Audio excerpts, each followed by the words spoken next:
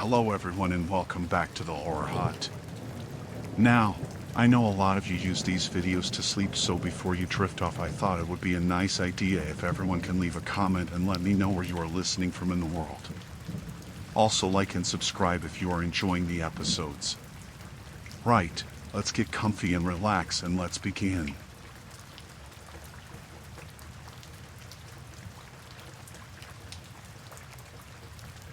I was out late that night.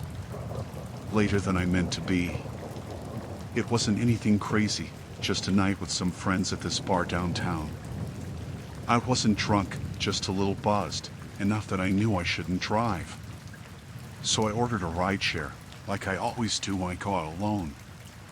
I checked the app, saw the make and model of the car, the license plate, the driver's name. All normal. It wasn't a busy area, but a few people were still walking around, waiting for their rides. I stepped out to the curb, pulling my coat tighter around me because it was colder than I expected.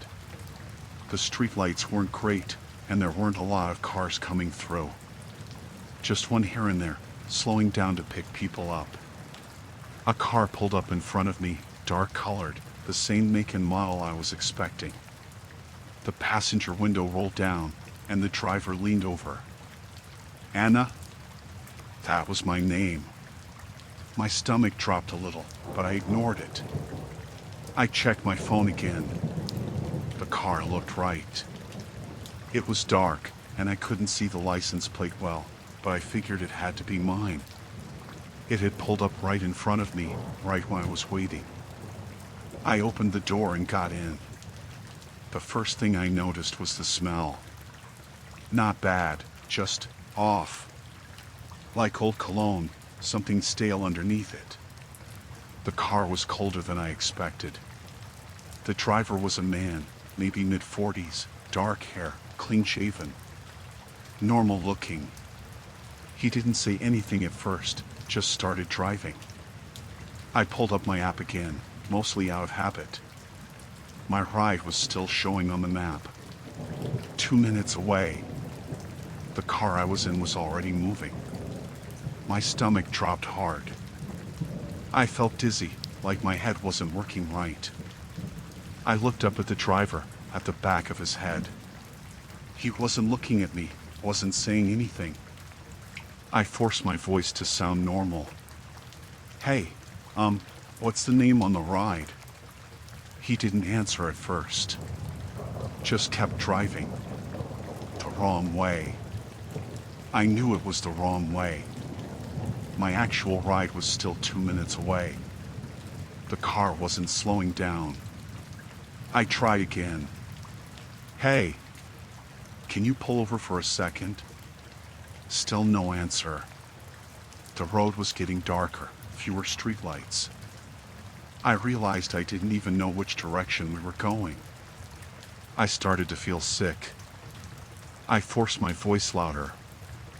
I said, pull over. The man didn't even turn his head. Just kept driving. His hands were tight on the wheel, fingers stiff, like he was holding something in. I wasn't breathing right. My chest felt tight, like something was pressing down on it. My fingers were cold. I reached for the door handle. He locked the doors. That was when I knew. That was when it all clicked into place in my head, all at once, like a snap. I was in the wrong car.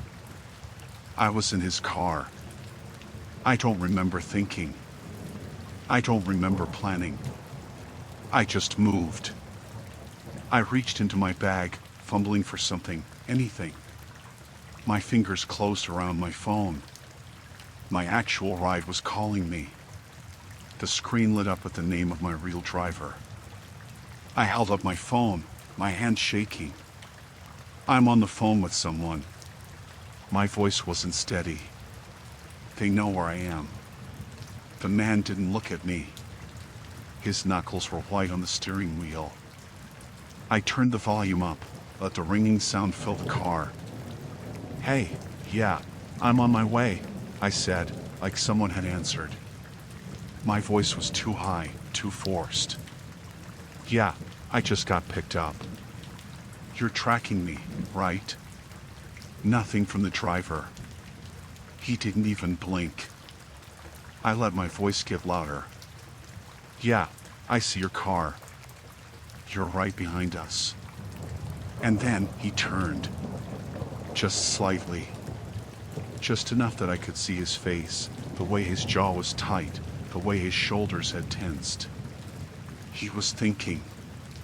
I pressed the phone to my ear, pretending to listen. Oh, yeah, no, I'll just get out now and meet you. Nothing for a second. The car kept moving. Then he slowed down. It wasn't a full stop, not at first. Just a hesitation, like he wasn't sure. Then, just as suddenly, he pulled over. The locks clicked open. I didn't wait. I grabbed the door handle and threw myself out, half stumbling, barely getting my footing as I hit the pavement. The car was still moving as I got out, but I didn't care. I just ran. I ran straight for the nearest building, didn't even look back, didn't stop running until I was inside. I turned, gasping, looking back through the glass door. The car was gone. Vanished into the night like it had never been there. My real driver pulled up not even a minute later, confused, looking around. I was shaking so hard I could barely speak. I showed him my phone, showed him the ride I was supposed to be in, told him what happened. He wanted to call the cops. I couldn't even think straight enough to argue. I don't know what would have happened if I hadn't figured it out in time. If I hadn't checked my phone. If I hadn't pretended to be on a call. But I do know one thing. That man had been waiting. He knew my name. He knew the car to drive. He knew where I would be. And he had done it before.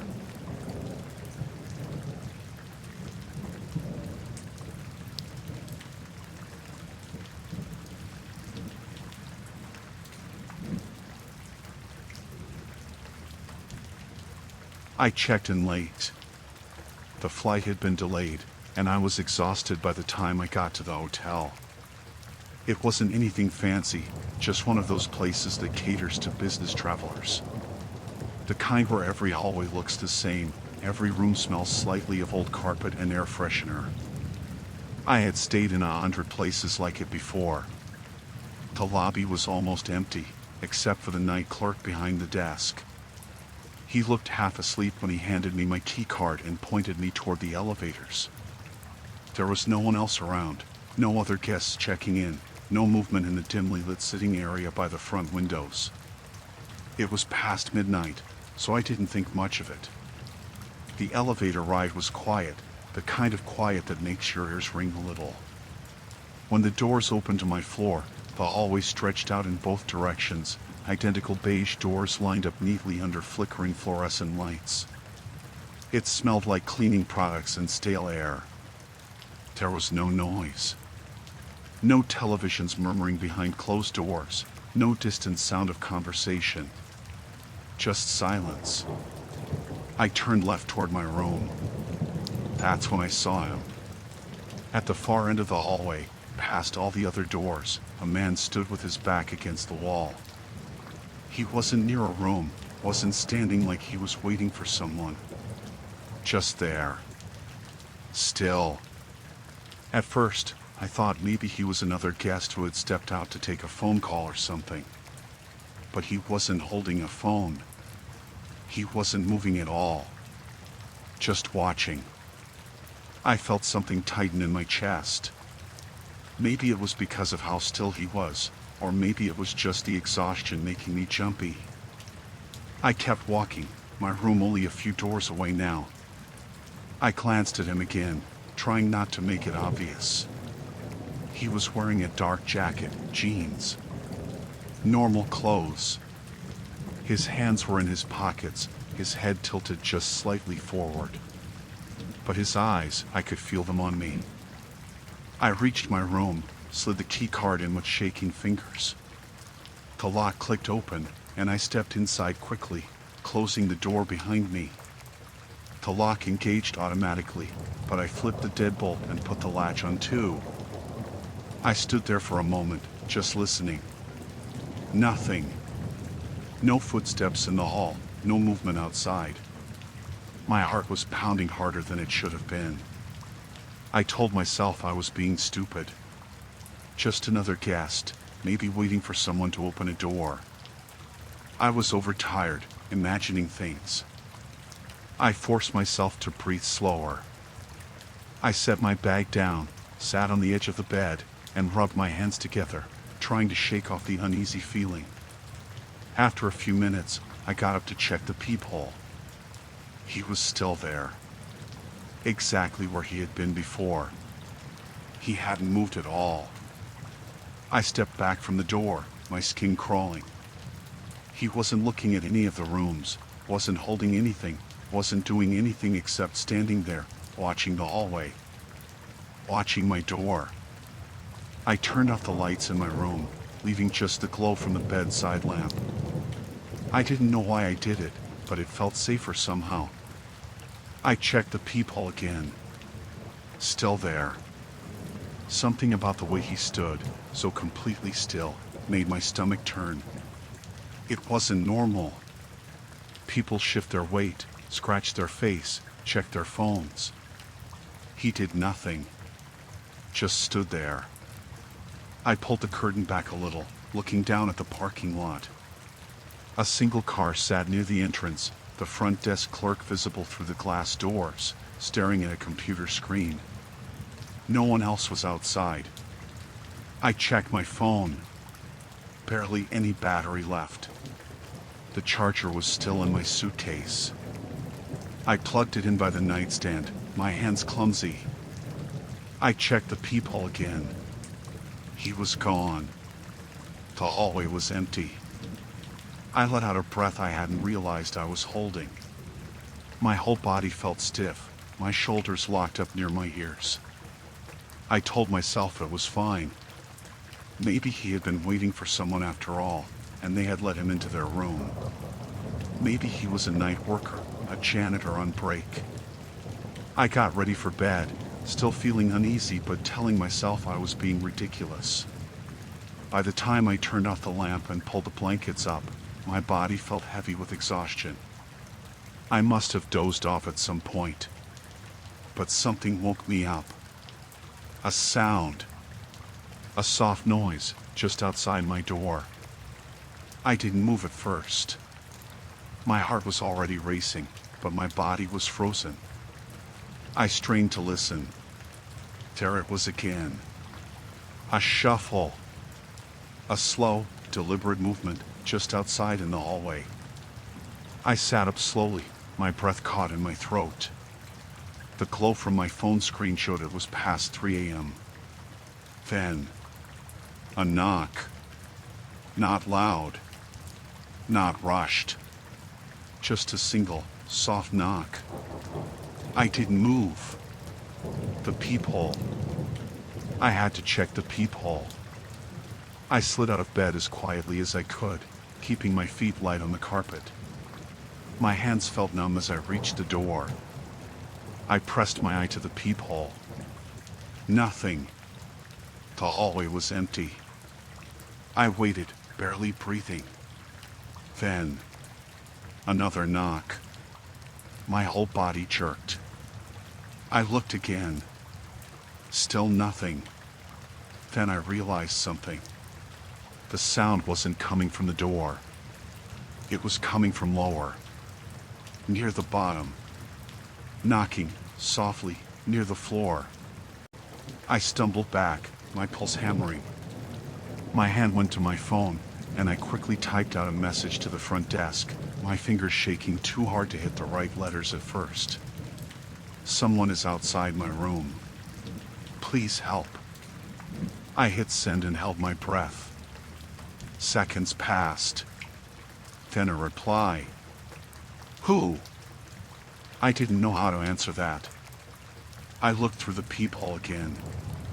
The hallway was still empty. I typed back. I don't know. Someone knocked. Then nothing. A long pause. Then, stay inside. We are checking. I held onto my phone like a lifeline, backing away from the door. I sat on the bed, facing it, waiting. Minutes dragged. Then, faintly, I heard something. Footsteps. This time, real ones. Someone walking normally. A knock, firm and professional. This is hotel security, a voice called. Everything okay in there? I hesitated, then got up and checked the peephole. A man in a hotel uniform stood outside. The front desk clerk was behind him. I opened the door just a crack, the latch still on. Someone was outside my room, I whispered. The security guy nodded. We checked the cameras. A man was in the hallway about an hour ago. He wasn't a guest. We don't know how he got in. My stomach twisted. The front desk clerk looked pale. We didn't see him leave. I barely remember checking out the next morning. The sun was up, the parking lot full of cars, people moving about like nothing had happened. Like the night had swallowed him up. Like he had never been there at all.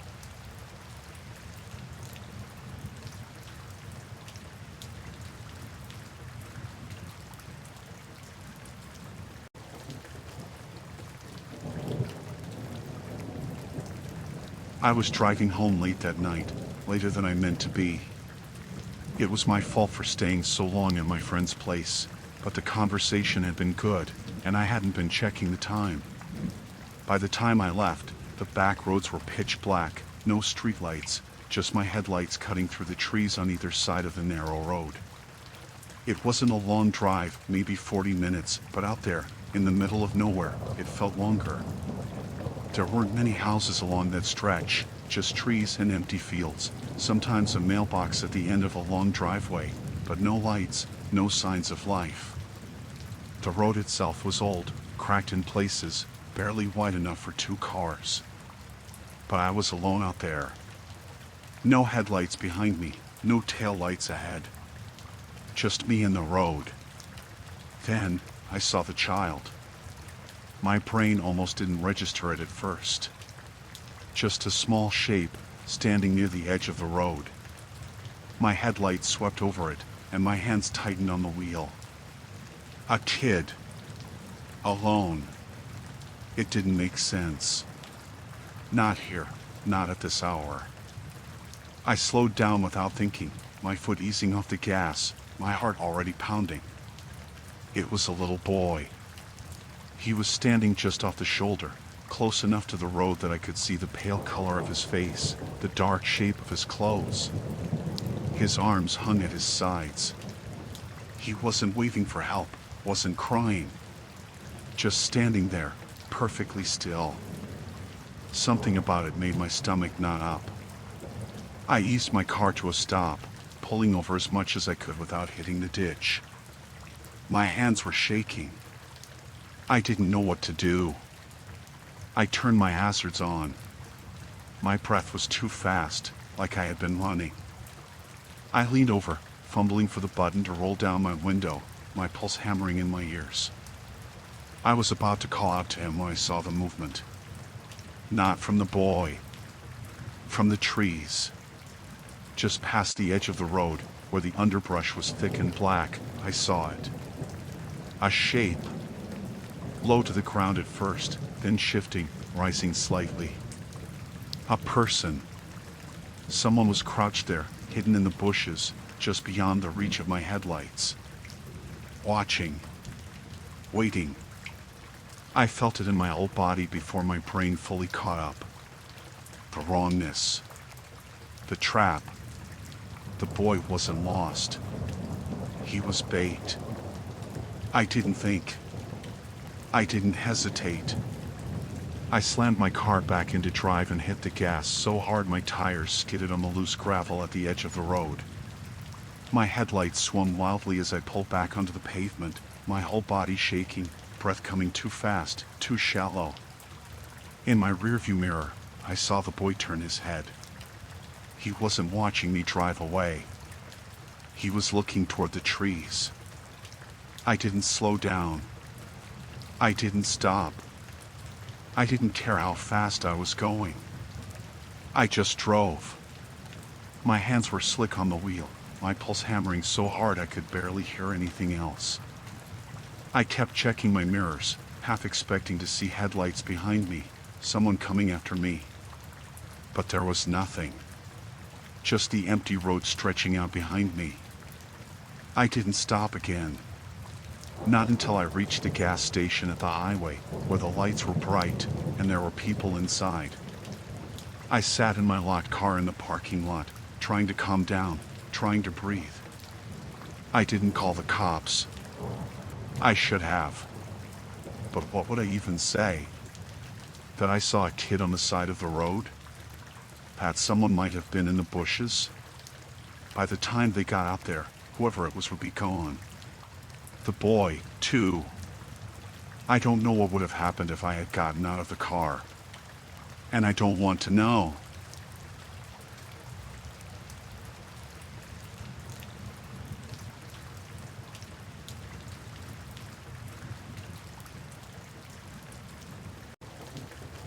I always ran at night. It wasn't the smartest thing to do, but it was the only time I had.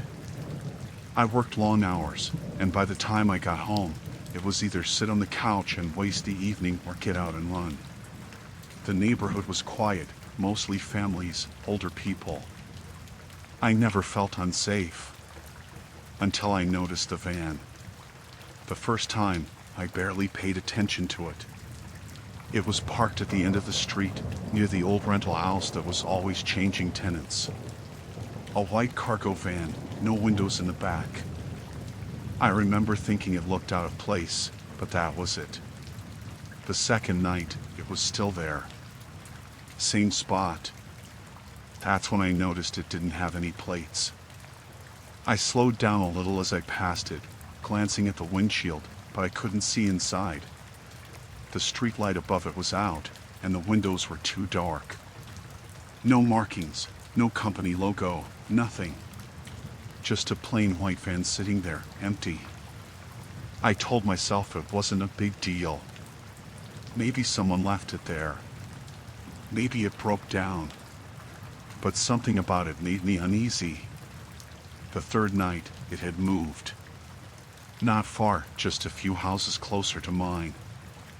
I stopped across the street from it, pretending to tie my shoe, and stared at it for a few seconds. Still no plates. Still dark inside. My skin prickled. I ran home faster than usual. Lying in bed that night, I kept thinking about it. It didn't make sense. Cars didn't just sit in random spots for days like that. Not in this neighborhood.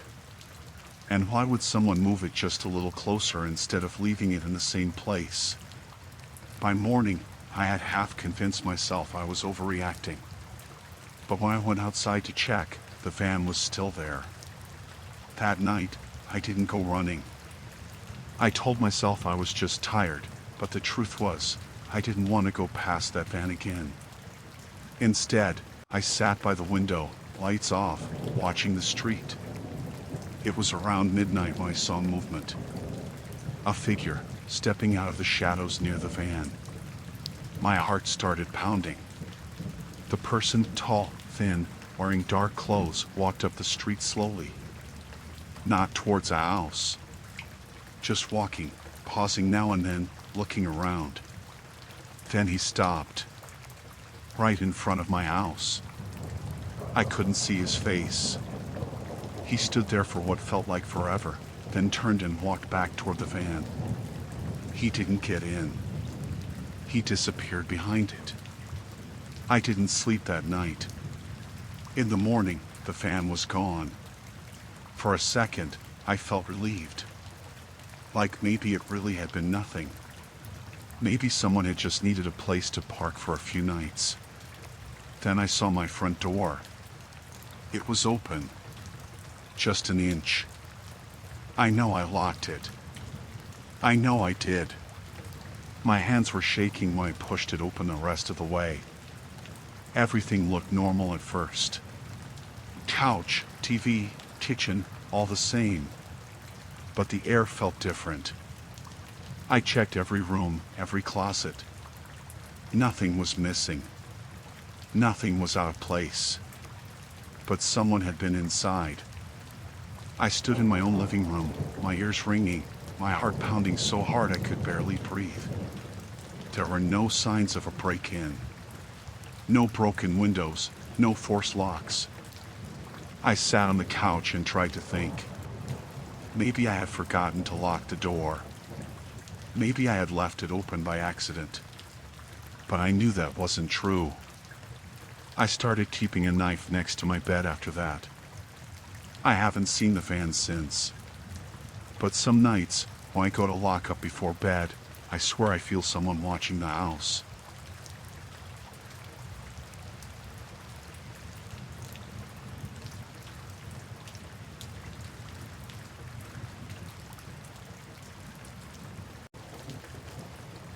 I was at the store alone that evening, picking up a few things.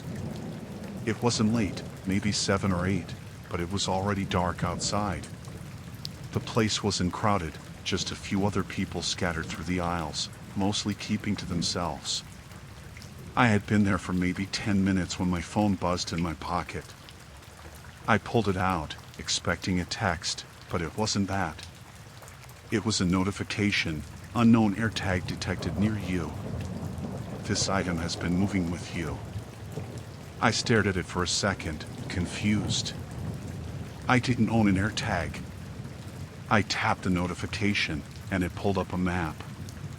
A red line traced my movements through the store. Something was tracking me. My stomach tightened. I glanced around. No one was nearby. Just a woman browsing snacks a few aisles over and an older man staring at canned soup like he couldn't make up his mind. I swallowed hard and slipped my phone back into my pocket. Maybe it was nothing. Maybe someone had lost their AirTag and I had just walked near it. I kept shopping, moving through the aisles, but my skin felt tight, my shoulders tense. I checked my phone again a few minutes later. The red line was still there. Still moving with me. I stopped walking. My breath felt too fast. I checked my bag first, rifling through it with shaking hands. Nothing.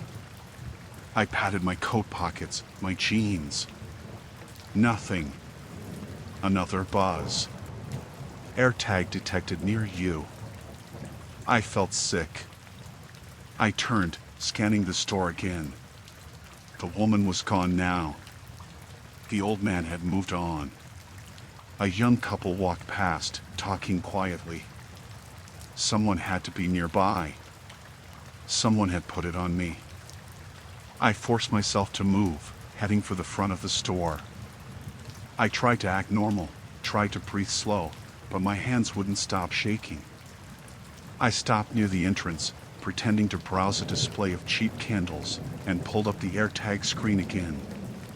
It had an option to play a sound. I tapped it. Silence. I pressed it again. Nothing. The sound should have played if the AirTag was close. But it didn't. That meant whoever had put it on me had disabled the sound. They didn't want me to find it. I felt my pulse in my throat. I needed to get out. I walked straight to the self-checkout, barely registering what I was buying. My heart pounded as I bagged my items, keeping my head down. I could feel it now, someone watching me. I took my receipt and left, stepping out into the cold night air. The parking lot was only half full, the yellow streetlights buzzing overhead. I kept moving. Fast. I unlocked my car and yanked the door open, throwing my bag onto the passenger seat. I got in and locked the doors.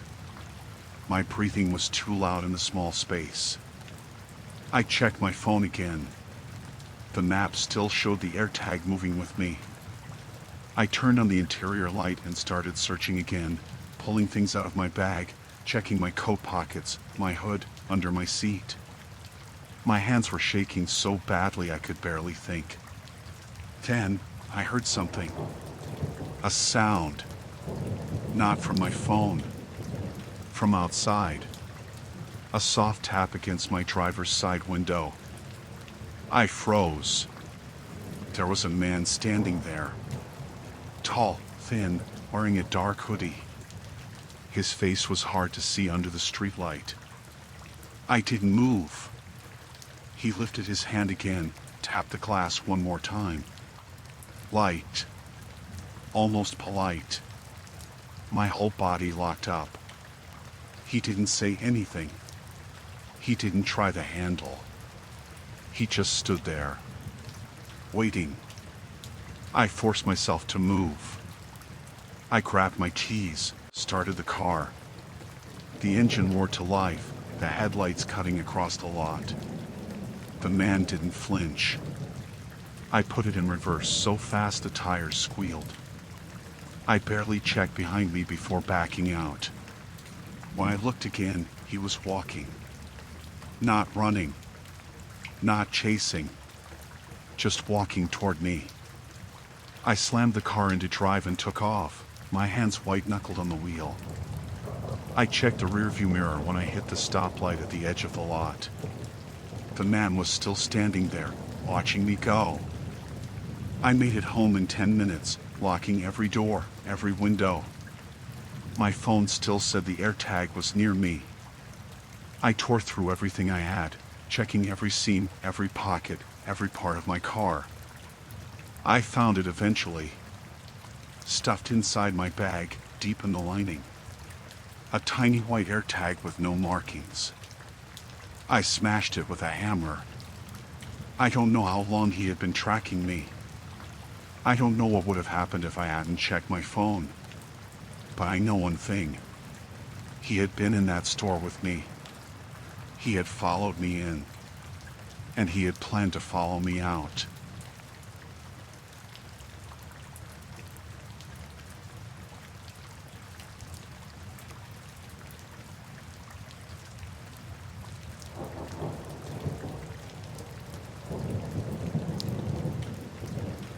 It was past midnight when I pulled into the gas station. A small, rundown place off the highway, just a couple of pumps and a store that looked like it hadn't been updated in 20 years. The kind of place that felt too empty, like it shouldn't even be open that late. But I needed gas, and this was the only stop for miles. I parked by the pump, shut off the engine, and sat there for a second, rubbing my eyes. The drive had been long, and I was exhausted. I just wanted to fill up and get back on the road. When I stepped out, I noticed the other truck. It was old, maybe from the 80s, all rusted out with mismatched panels. It sat at the pump across from mine. I hadn't noticed it when I pulled in, and I didn't see anyone in the driver's seat. The place was quiet. Too quiet. I grabbed the pump and started fueling up. The numbers on the screen ticked up slow, and I stared at them, waiting. Then I heard something. A soft splashing sound. I turned my head and saw him.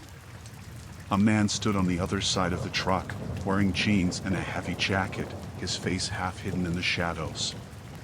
His fuel nozzle was in his hand, but he wasn't pumping gas. The hose lay on the ground, fuel spilling onto the concrete. A dark puddle spread around his boots. He was staring at me. Not moving. Not reacting. Just staring. I felt my stomach drop. I glanced around. The store's lights were on, but I didn't see anyone inside. No clerk at the counter. No other cars in the lot. It was just me and him. I forced myself to speak. "Hey, man, your gas." He didn't move. Didn't blink. Just stood there, holding the nozzle, letting the fuel pour out onto the ground. Something about the way he was looking at me made my skin crawl. It wasn't anger. It wasn't confusion. It was like he was waiting. My pump clicked off, making me jump. I swallowed and reached for the handle, slowly putting it back. My hands were shaking. I didn't know why. The air smelled thick with gasoline. He was still watching me. I took a step back toward my car. His grip tightened on the nozzle. I could hear the gas still running from the hose, splashing against the pavement. It was spreading closer to me. I glanced at the store again. The door was shut, the inside too dark. No clerk. No help. My pulse pounded in my ears. The man took a step toward me. I moved fast, yanking open my car door and getting inside. My hands fumbled with the keys. The engine sputtered once, then roared to life. I didn't look at him. I couldn't. I threw it into reverse, tires skidding on the pavement. I twisted the wheel too hard, nearly hitting the pump behind me, but I didn't stop. I shifted to drive and sped out onto the highway. The gas station disappeared behind me. My heart was hammering, my breath coming too fast. I looked in the rearview mirror. The old pickup was still there. The man hadn't moved. Just standing by the pump, holding the hose, watching me drive away. I kept driving, didn't stop for anything, not until I hit the next town. I pulled into a well-lit station, got out, and just stood there for a while, breathing. My hands still smelled like gasoline.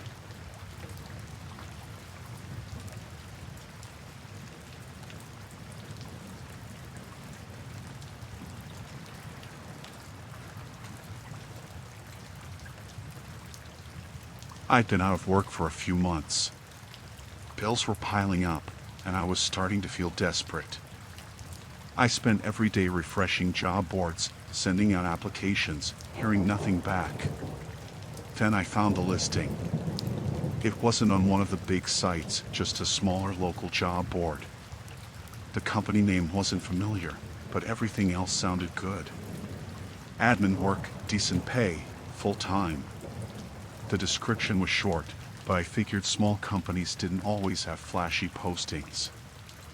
I sent in my resume without thinking much about it.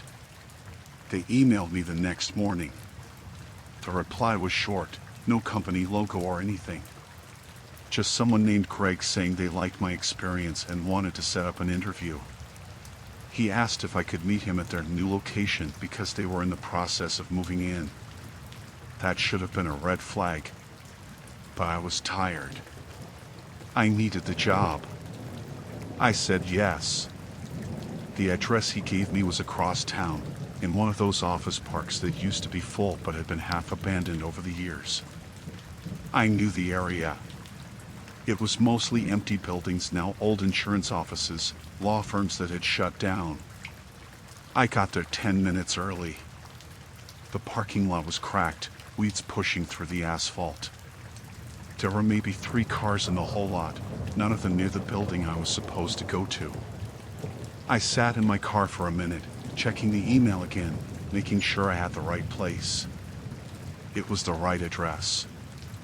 The front doors were unlocked. Inside, the whole lobby was empty. No front desk, no furniture. Just dust and bare floors. I stood there for a second, listening. It was dead quiet. I thought maybe I was early, or they hadn't set up the reception area yet. I tried to shake off the feeling crawling up my spine. There was a sign taped to one of the glass doors. 3rd floor. Room 303. I took the stairs. The whole building felt wrong. The air was stale, like no one had been inside for months. Every door I passed was closed, most of the rooms completely empty. My footsteps echoed the whole way up. When I reached the 3rd floor, the hallway stretched out in both directions, Every door shut except one at the far end. Room 303. The door was open just a crack. I stood there for a second, trying to convince myself this was normal. Then I knocked. No answer. I pushed the door open a little more. The room was completely empty except for a single metal chair sitting in the middle of the floor. Nothing else. No desk. No papers. Just that chair. I stood in the doorway, staring at it. It didn't feel like an office. It felt like a trap. I looked back down the hallway. Still empty. I pulled out my phone and checked the email again, my thumb hovering over Greg's name. I thought about calling, but something stopped me. I don't know how to explain it. It was the chair. It was facing the door, like someone had been sitting there, waiting. I took a step back into the hallway. My heart was pounding, but I told myself I was overthinking it. Maybe they were still moving furniture in. Maybe the interviewer had stepped out. I was about to turn and leave when I heard it. A soft creak, like weight shifting on metal. I looked back into the room. The chair was still empty, but now it was facing a little more toward the window. I felt my whole body lock up. I hadn't heard footsteps. No one had walked past me, but someone had moved that chair. I backed away slowly, trying not to make any noise. My heart was hammering so hard I could hear it in my ears. When I reached the stairs, I ran. I didn't stop until I was back in my car, doors locked, hands shaking on the wheel. I sat there for a while, staring at the building, half expecting someone to come out after me. But no one did. I never got another email from Greg. When I tried to look up the company later, I couldn't find anything. The job listing was gone. The email address didn't work anymore. I don't know what would have happened if I had sat in that chair. I don't want to know.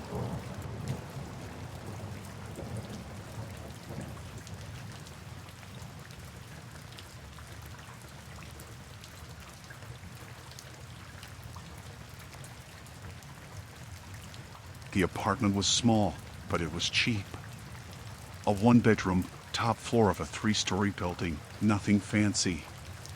The landlord seemed eager to get it rented, barely asked any questions, handed me the keys after I signed the lease. I didn't care. I just needed a place. It was fine at first. A little old, the floors creaked, the water took too long to get hot, but nothing I couldn't deal with. The only thing that stood out was the closet in the bedroom. It was bigger than I expected, deep, like it used to be something else before they turned it into storage space. It had a metal door, not wood like the others, and a latch on the outside, like it was meant to be locked from the outside, not inside. I didn't think much of it. I wasn't even sure if it locked anymore. The latch looked rusted. But whenever I walked past it, I could feel the air coming through the cracks, colder than the rest of the room. A draft, I figured. Maybe a vent or something behind it. The first time I really noticed it was my second night there. I was lying in bed, just about to fall asleep, when I heard it. A soft click. Not loud. Not sharp. Just enough to make my ears pick up on it. I turned my head toward the closet, but nothing looked different. The door was shut. The latch was in the same position. I told myself the building was old. Things shift. Metal contracts. It was nothing. I went to sleep. A few nights later, I heard it again. This time, I was half awake, lying on my side, staring at the closet when I heard the noise. But it wasn't a click this time. It was softer. A rustling sound. Like fabric moving. Like someone shifting around inside. I sat up, heart pounding. The sound stopped. I reached for my phone, turned on the flashlight, shined it at the door. Nothing. I got up and pulled the closet door open.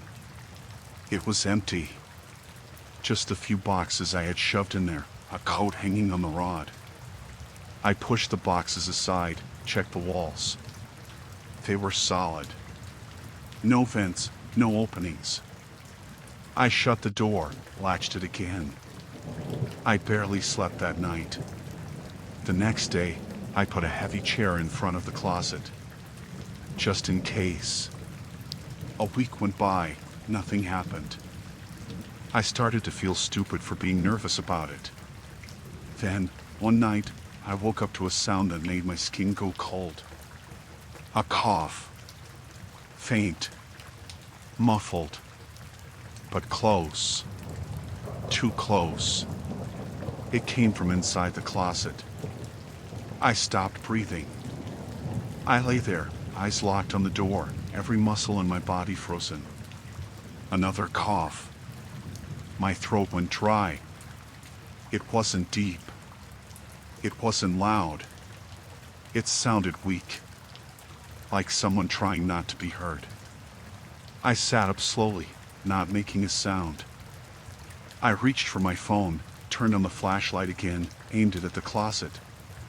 The chair hadn't moved. The latch was still in place. The door was shut. I couldn't move. I couldn't make myself get up. I just sat there, staring, waiting for something else to happen. Nothing did. I didn't go back to sleep. I stayed up, listening, waiting, too afraid to close my eyes.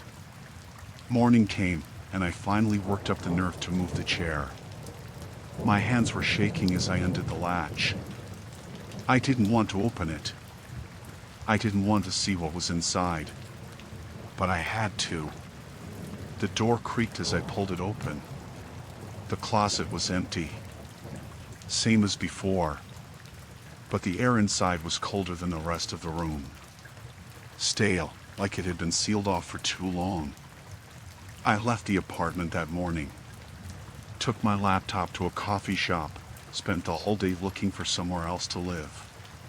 By the time I got back that night, I had made up my mind. I was going to break the lease. I didn't care about losing the deposit. I just wanted out. I opened the door and stepped inside. The closet door was open. Not wide. Just a few inches. Like someone had been peeking out. Like someone had been standing there, listening, waiting for me to come back. I grabbed my bag, my keys, and I walked out without shutting the door behind me. I never went back.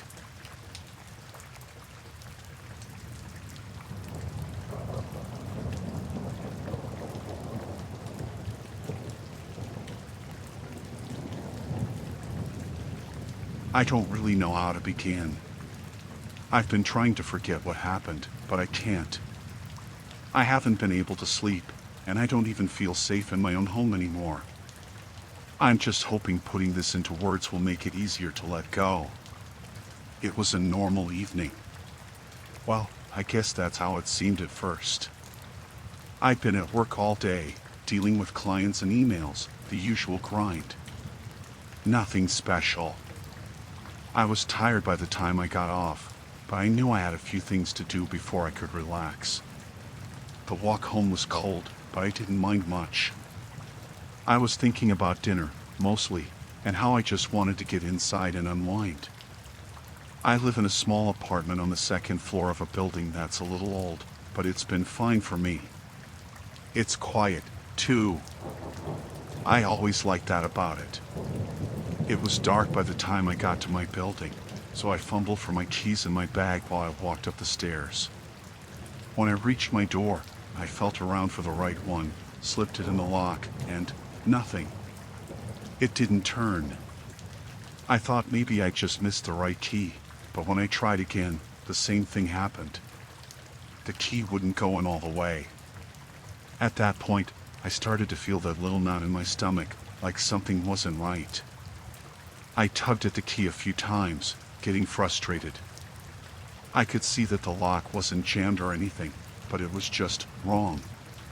Confused, I stepped back to look at the door. I checked the number on the front to make sure I wasn't at the wrong one, but of course, it was my door. The number was clear. The building wasn't that big either. I wasn't too far gone from my regular self, so I figured maybe I'd had a long day, or maybe I was just overthinking things. But then I looked closer. The door, it was slightly ajar. I stood there for a moment, staring at it, unsure what to make of it. I knew I had locked it earlier in the morning when I left for work. I always lock my door. I'm one of those people who double checks before they leave, just in case. For a few seconds, I thought maybe I had just been forgetful. Maybe I had left it unlocked or not pulled it all the way closed. But I could feel my heart start to race, and I took a slow step closer, peering into the crack. It was dark inside, but I could just make out the outline of my furniture. Nothing seemed out of place. Still, the fact that the door was open was enough to make my stomach churn. I reached for the handle and pushed the door gently, careful not to make any noise. It opened a little wider. The apartment was still silent, almost too silent. The air felt thick, heavy, like something had been waiting for me. I hesitated, standing there in the hallway, trying to think of what to do next. I didn't want to rush inside and find something I wasn't prepared for, but I also didn't want to be standing out there in the hall for too long. The last thing I wanted was to draw attention. I looked behind me, then around the corner of the hallway. There was no one in sight. I took a step into my apartment and immediately regretted it. The door creaked, echoing down the hall, but the noise didn't seem to matter anymore. My hands were shaking as I reached for the light switch. The faint hum of the hallway light above was the only thing I could hear at that point. I flicked the switch and froze. My apartment was definitely not the way I had left it. The first thing I noticed was the mess. I'm not the cleanest person in the world, but I don't leave my place in a state where things are scattered all over the floor. The couch cushions were shoved to the side, like someone had been sitting there. The coffee table was out of place, like it had been moved. My kitchen, the dishes weren't stacked neatly like they had been that morning. Some of them were even out of their usual spots. I walked farther in, my feet feeling heavier with each step. My breath seemed to catch in my throat. The air was colder now, though the heating had been on when I left. I glanced at the bedroom door, half expecting it to be open. It wasn't. But that didn't stop the feeling in my chest. The feeling that someone had been in here. The feeling that someone was still here. I don't know how long I stood there, staring at the room. I could hear my heartbeat in my ears, and everything around me felt muted, as though the world was holding its breath. Then I saw it. There, on the coffee table, was a piece of paper. My heart stopped. I wasn't sure how I hadn't noticed it earlier. Maybe I was too focused on the other things in the room. But I could see it now, just sitting there, staring back at me like a challenge. I walked over to the table, my feet dragging as if they were made of lead, and I picked up the note. My hands were still shaking, but I forced myself to read it. You don't remember me, but I remember you. I don't know what happened after that. My mind blanked out for a second, and I was suddenly overwhelmed with panic. Who would leave a note like that? How did they know I wouldn't remember them? Had someone been in my apartment? I could hear the blood rushing in my ears, drowning out all sound. I felt like I was suffocating. I wanted to run, but I couldn't move. My legs felt frozen in place. Then, just as quickly as it had all hit me, I snapped out of it. I had to get out. I had to leave. I couldn't be here any longer. I grabbed my phone, dialing the first number I could think of, my friend, Sarah. She didn't answer. I tried again. Still nothing. I felt like I was losing my mind. I didn't even know what to do anymore. I couldn't think clearly. Everything felt wrong. The note, the door being open, it was too much. I left the apartment as quickly as I could, making sure to lock the door behind me. I don't know what I was hoping for, but the hallway felt like the safest place in the world. I wasn't alone there, at least. I spent the night at a friend's place, but I couldn't shake the feeling that someone was still watching me. The note kept playing in my mind over and over. I tried calling the landlord, but he just said it was probably a mistake or a prank. I don't know what happened that night. I don't know if someone was in my apartment, or if it was just my mind playing tricks on me. But I haven't been able to forget it. And I haven't been able to go back home either. I don't feel safe there anymore. The door is locked, but the memory of it being open still haunts me. And every time I close my eyes, I see that note.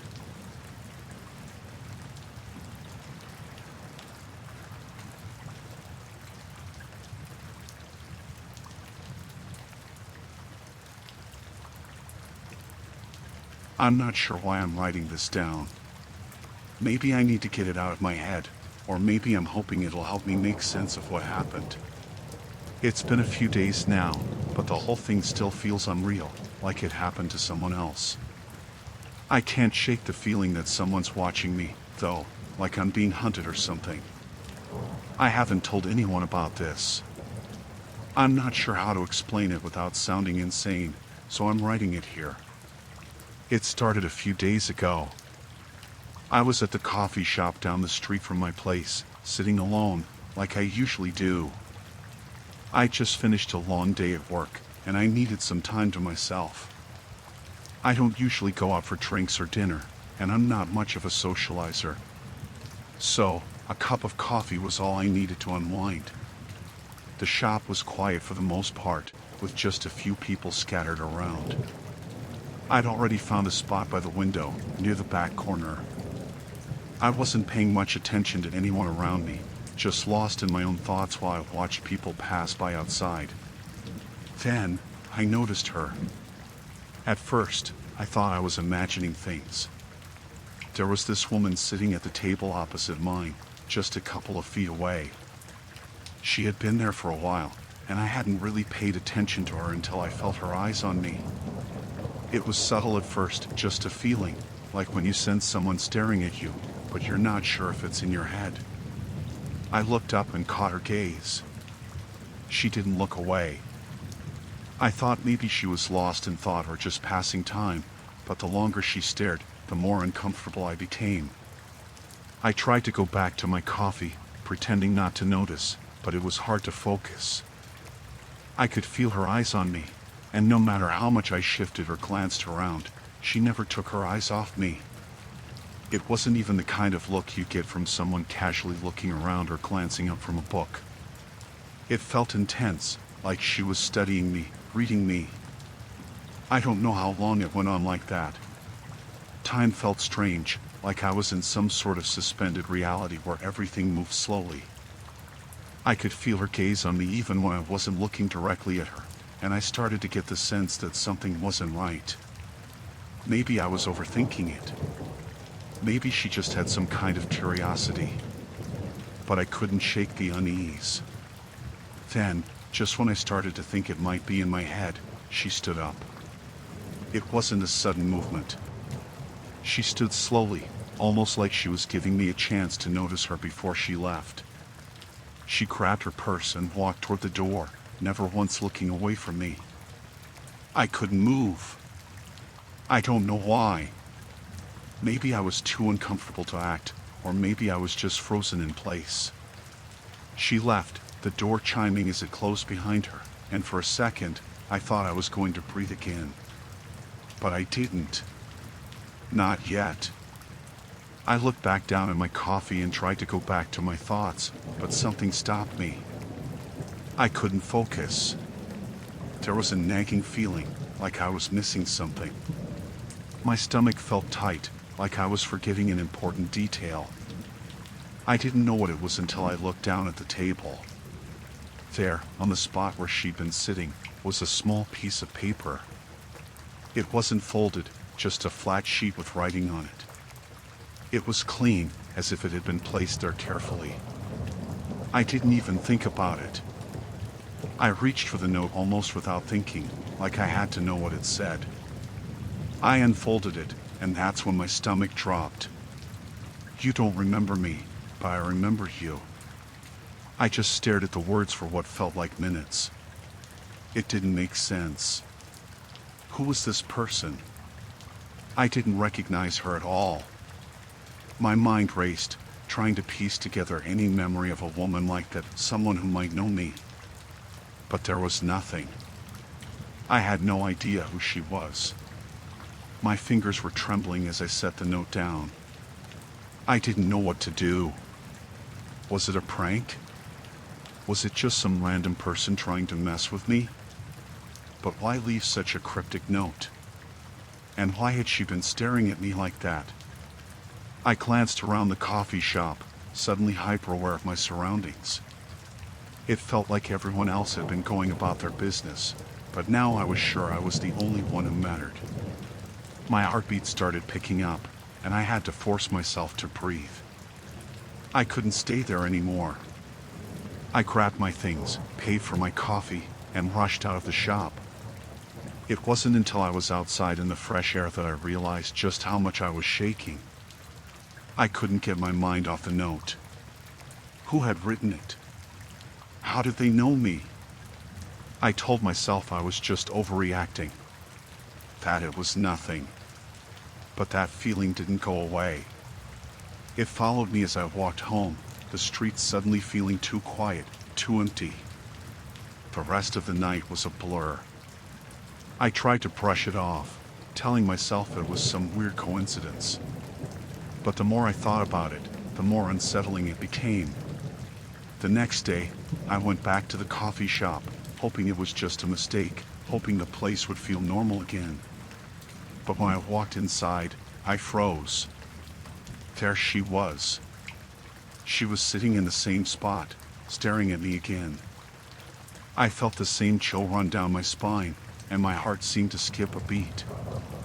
I couldn't make myself move. I was rooted to the spot by the door, like I was waiting for something to happen. I wanted to leave. I should have left. But something kept me there, staring at her, waiting for her to notice me. She didn't. I don't know how long I stood there, just watching her. It wasn't until a few minutes later that she stood up again. She walked out the door, just like before, but this time, I was more aware of her. I couldn't take my eyes off her. I didn't look at the table this time. I knew what would be there. I didn't need to see it again. I walked out the door after her, just a few seconds behind, but when I looked around, she was gone. There was no sign of her. Nothing. I walked around the block, feeling like I was being followed, but there was no one. It was empty. I haven't seen her since that day. But I can't stop thinking about that note. And I can't shake the feeling that she's still out there, waiting, watching.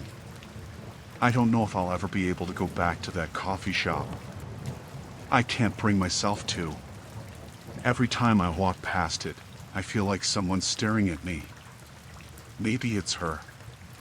Maybe it's someone else. But I can't stop looking over my shoulder.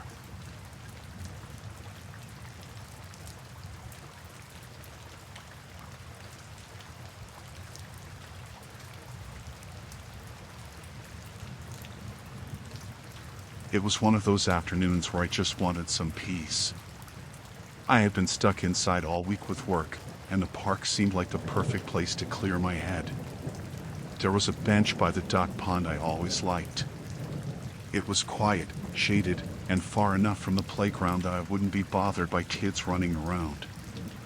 I was sitting there, just watching the water ripple and the ducks glide around. A couple of them were bickering over a crust of bread someone had left behind. I remember thinking how simple their little lives were, and wishing for a second that mine felt that easy. I noticed him out of the corner of my eye before he said anything.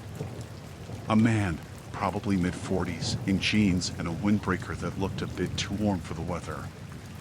He wasn't remarkable in any way. Average height, average build, short hair.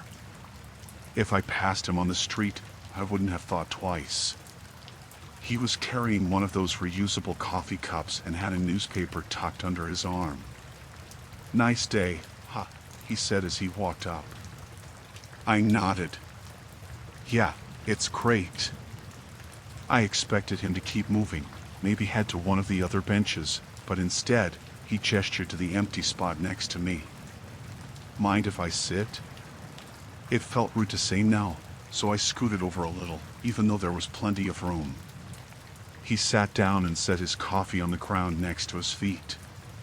For a minute, he just stared out at the water, and I thought maybe that was the end of it.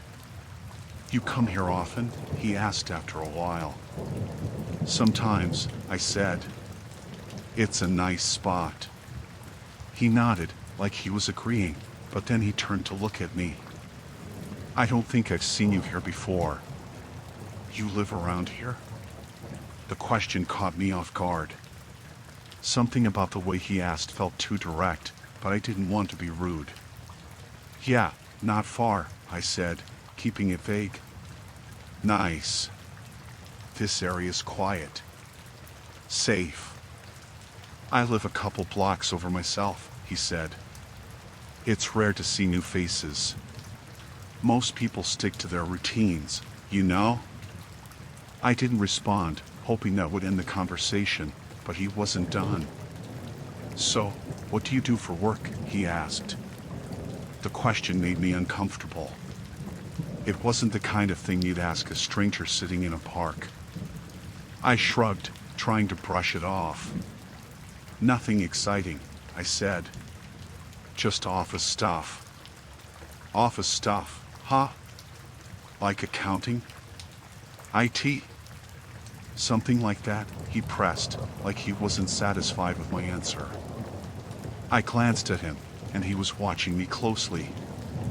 I could feel my pulse pick up, but I tried to stay calm. "Just general admin stuff," I said. "Pretty boring." He nodded slowly, as if he was filing the information away. "Boring's not so bad," he said. "Better than stressful, right?" I didn't reply. I just wanted him to lose interest and leave, but he didn't. "You live alone?" he asked suddenly. That's when alarm bells started going off in my head. The question was too personal, too intrusive. I forced a small laugh, trying to deflect. "Why you ask?" He smiled, but it didn't reach his eyes. "Just making conversation. You seem like someone who enjoys their space, that's all."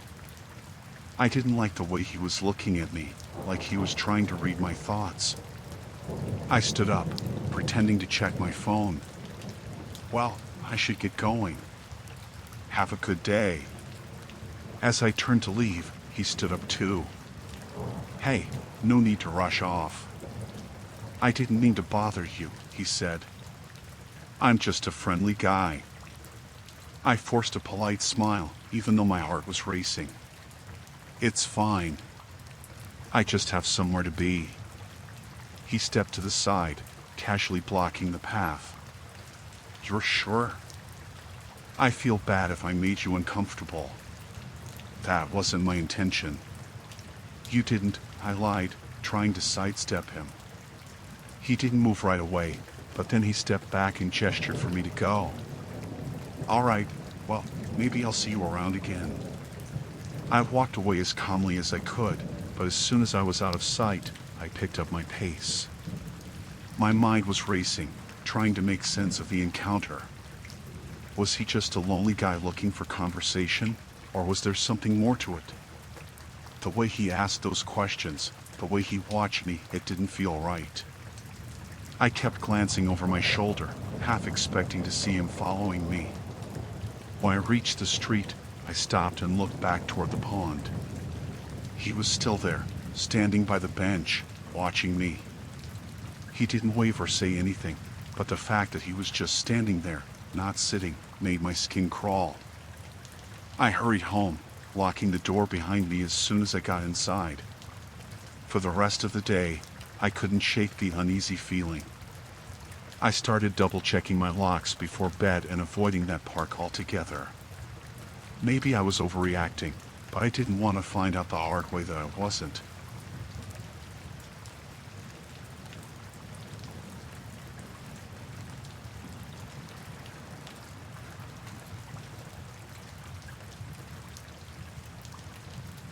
It started out small, something I almost didn't notice at first.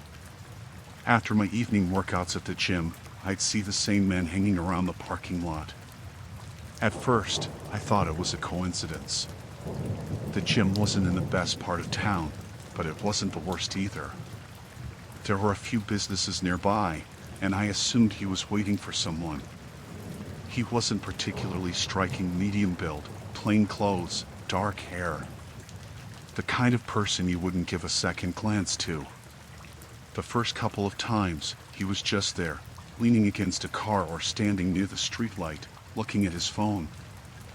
I didn't think much of it. But then I realized he was always there. It didn't matter what time I finished my workout, early evening, late at night, even on weekends, he was in the lot.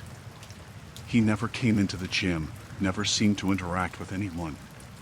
Just stood there, always in the same general area.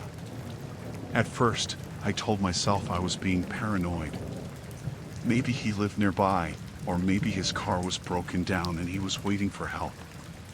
But as the weeks went by, I couldn't shake the feeling that it was more than that. One night, after a particularly late session, I came out of the gym to find the lot mostly empty. The fluorescent lights buzzed overhead, casting a harsh, flickering glow. He was there again, standing near the same spot, just a little too close to my car. I hesitated, lingering near the gym entrance. My keys were in my hand, gripped tightly, the small canister of pepper spray dangling from the ring. He wasn't looking at his phone this time. He was watching me. I took a deep breath and started walking. The sound of my footsteps seemed unnaturally loud in the quiet lot. I avoided eye contact, keeping my head down, but I could feel his gaze. As I got closer to my car, he moved. "Excuse me," he said, stepping forward.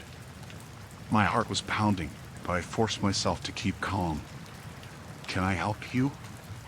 He smiled, a strange, tight smile that didn't reach his eyes. "I've seen you around here. Just wanted to say hi." I stopped a few feet from my car, keeping the vehicle between us. "Okay. Hi." His smile didn't waver. "You're here a lot. You must be really dedicated." I didn't know what to say to that. My mind was racing, trying to figure out how to end the conversation without escalating it. "I guess," I said, glancing toward the gym. The front desk was empty. The girl who usually worked nights must have stepped out. "You don't have to be nervous," he said, taking a step closer. I tightened my grip on my keys, the pepper spray pressing into my palm. "I'm not nervous." He laughed, a low, uncomfortable sound. "I just thought maybe we could talk. You know, get to know each other. You're always in such a rush." "I need to go," I said firmly, taking a step toward my car door. He moved again, positioning himself closer, cutting off my path. "Just a few minutes." "What's the harm?" The smile was still there, but there was something in his eyes now, something sharp, predatory. I didn't answer. Instead, I unlocked my car with the fob and opened the door just enough to wedge myself between it and the frame. His expression changed, the smile slipping for a fraction of a second. "Hey, I'm just being friendly. No need to be rude.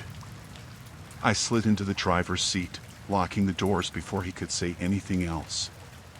He stayed there, standing just outside my window, his face unreadable. For a moment, I thought he was going to walk away. But then he leaned down, his hands on the edge of the window.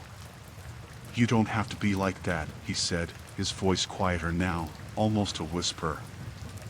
I started the engine, the sound cutting through the silence. His eyes didn't move from mine.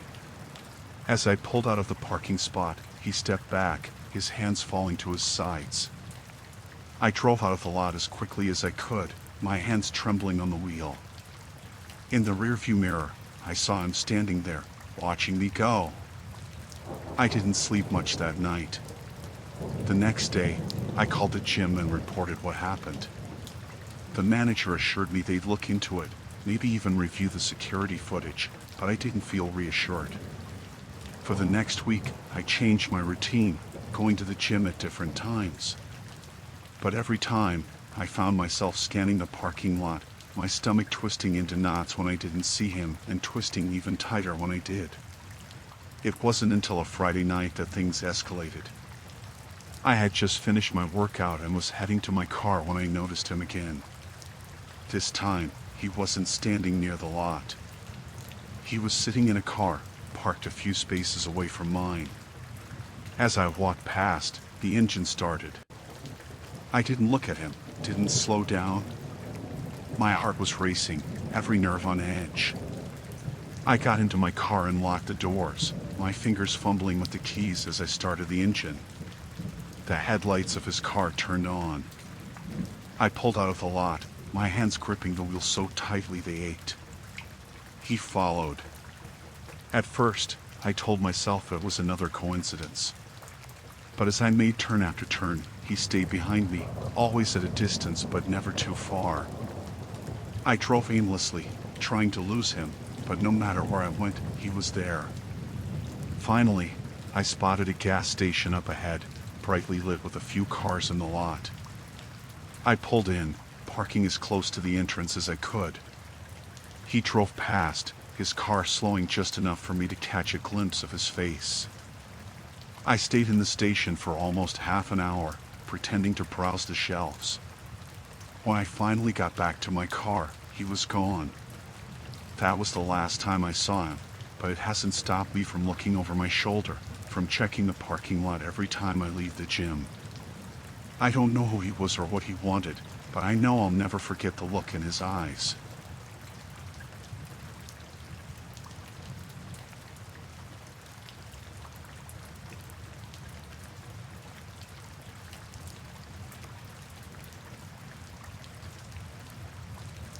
I didn't think it would be a big deal.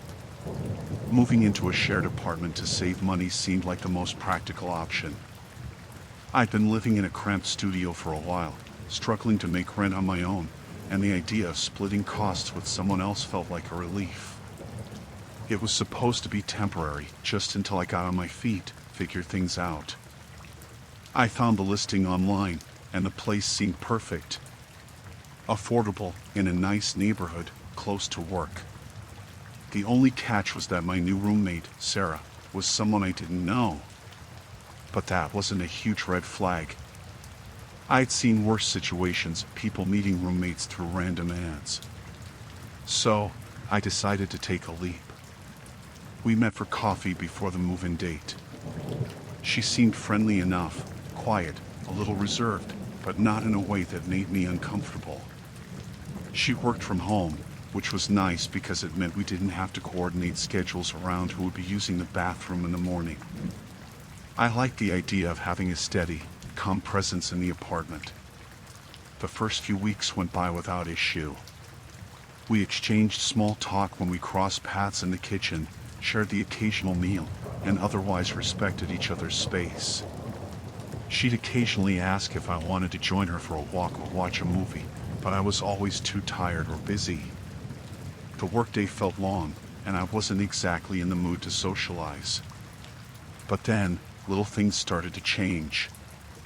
I noticed Sarah seemed very interested in my schedule. At first, it wasn't anything alarming. She casually asked if I had plans for the weekend, what time I worked the next day, or if I had any errands to run. I figured she was just being friendly, trying to make conversation. Maybe she was just one of those people who liked to know what was going on in the lives of others. But after a while, it felt less like small talk and more like tracking. One evening, I was getting ready to leave for a dinner with a friend, and Sarah asked, "Oh, are you going to the Thai place on Maple Street again?" I froze for a moment, surprised. "Yeah." "How did you know?" She smiled, not in an awkward way, but in a way that made me feel uneasy. "You mentioned it last week." I just remember things. I shrugged it off, but something about the way she said it stuck with me. The next day, I found her in the living room while I was getting ready to leave for work. She was sitting on the couch, watching a show on her laptop. "Do you need anything from the store?" she asked casually. "No, I'm good," I said, grabbing my purse. "Why?" "I was just wondering if you needed any snacks. You usually buy the same kind of granola bars every week." That was strange. I hadn't mentioned my snacks to her, but she was right. I did buy the same ones every week. Still, I didn't think much of it. Maybe it was just an offhand observation. But then things got worse. Over the next few weeks, Sarah started commenting on more personal things. She'd ask about the photos I had around the apartment, about the books on my shelf. She'd ask if I had plans for my days off, how long I was planning to be at work, when I'd be coming home. And then, the worst part. I came back from work one afternoon and found that my makeup bag had been moved. I was sure I'd left it in the drawer by the bathroom sink, but now it was sitting on the edge of the countertop, a little too neatly arranged. At first, I thought maybe I'd just been forgetful. Maybe I'd moved it and didn't remember. But the more I thought about it, the more it felt wrong. The bag wasn't just moved, it was as if someone had gone through it. I tried to tell myself I was being paranoid. I didn't want to accuse her of something without proof. Then, one night, I came home late. Sarah was already in bed, but I noticed the lights in the kitchen were on. I walked in, and she was sitting at the table, scribbling in a notebook. She looked up at me with wide eyes, almost startled. "Oh, hey. I didn't hear you come in." I nodded, trying to stay calm. "What are you doing up this late?" "Just writing." She smiled, but it wasn't a smile that put me at ease. It was too tight. I glanced at the notebook. "What are you writing about?" She hesitated, her fingers tightening around the edge of the pages. "Just some things. Stuff for work."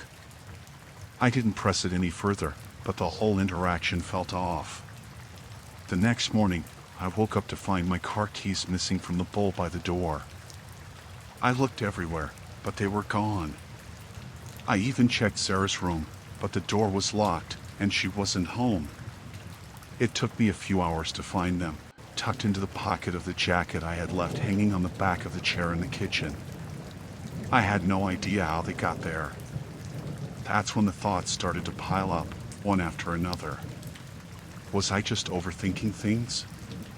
Or was Sarah really doing something she shouldn't be? One evening, I decided to confront her. I had enough. "Sarah," I said, sitting across from her at the table, "I need to ask you something." She looked up from her phone, a little too quickly, as if she'd been waiting for this. "Sure, what's up?"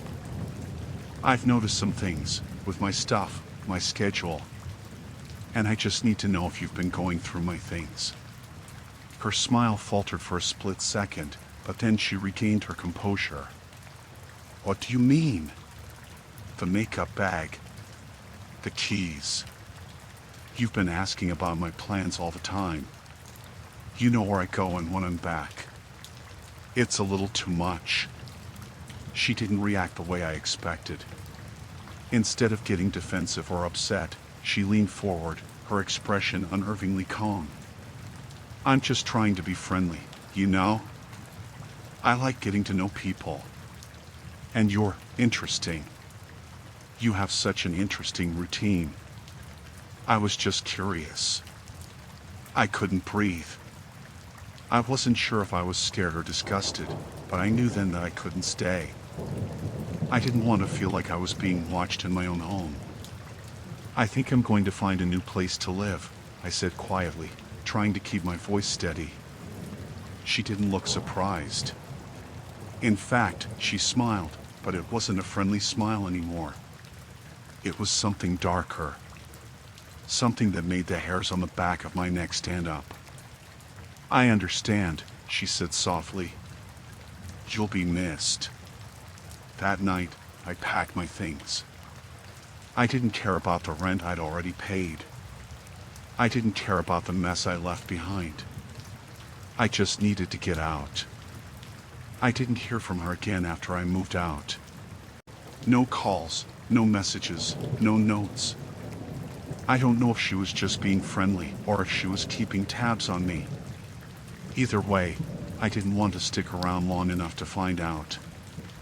I still don't understand what was going through her head, and I don't know if she was actually dangerous or if I was just overreacting.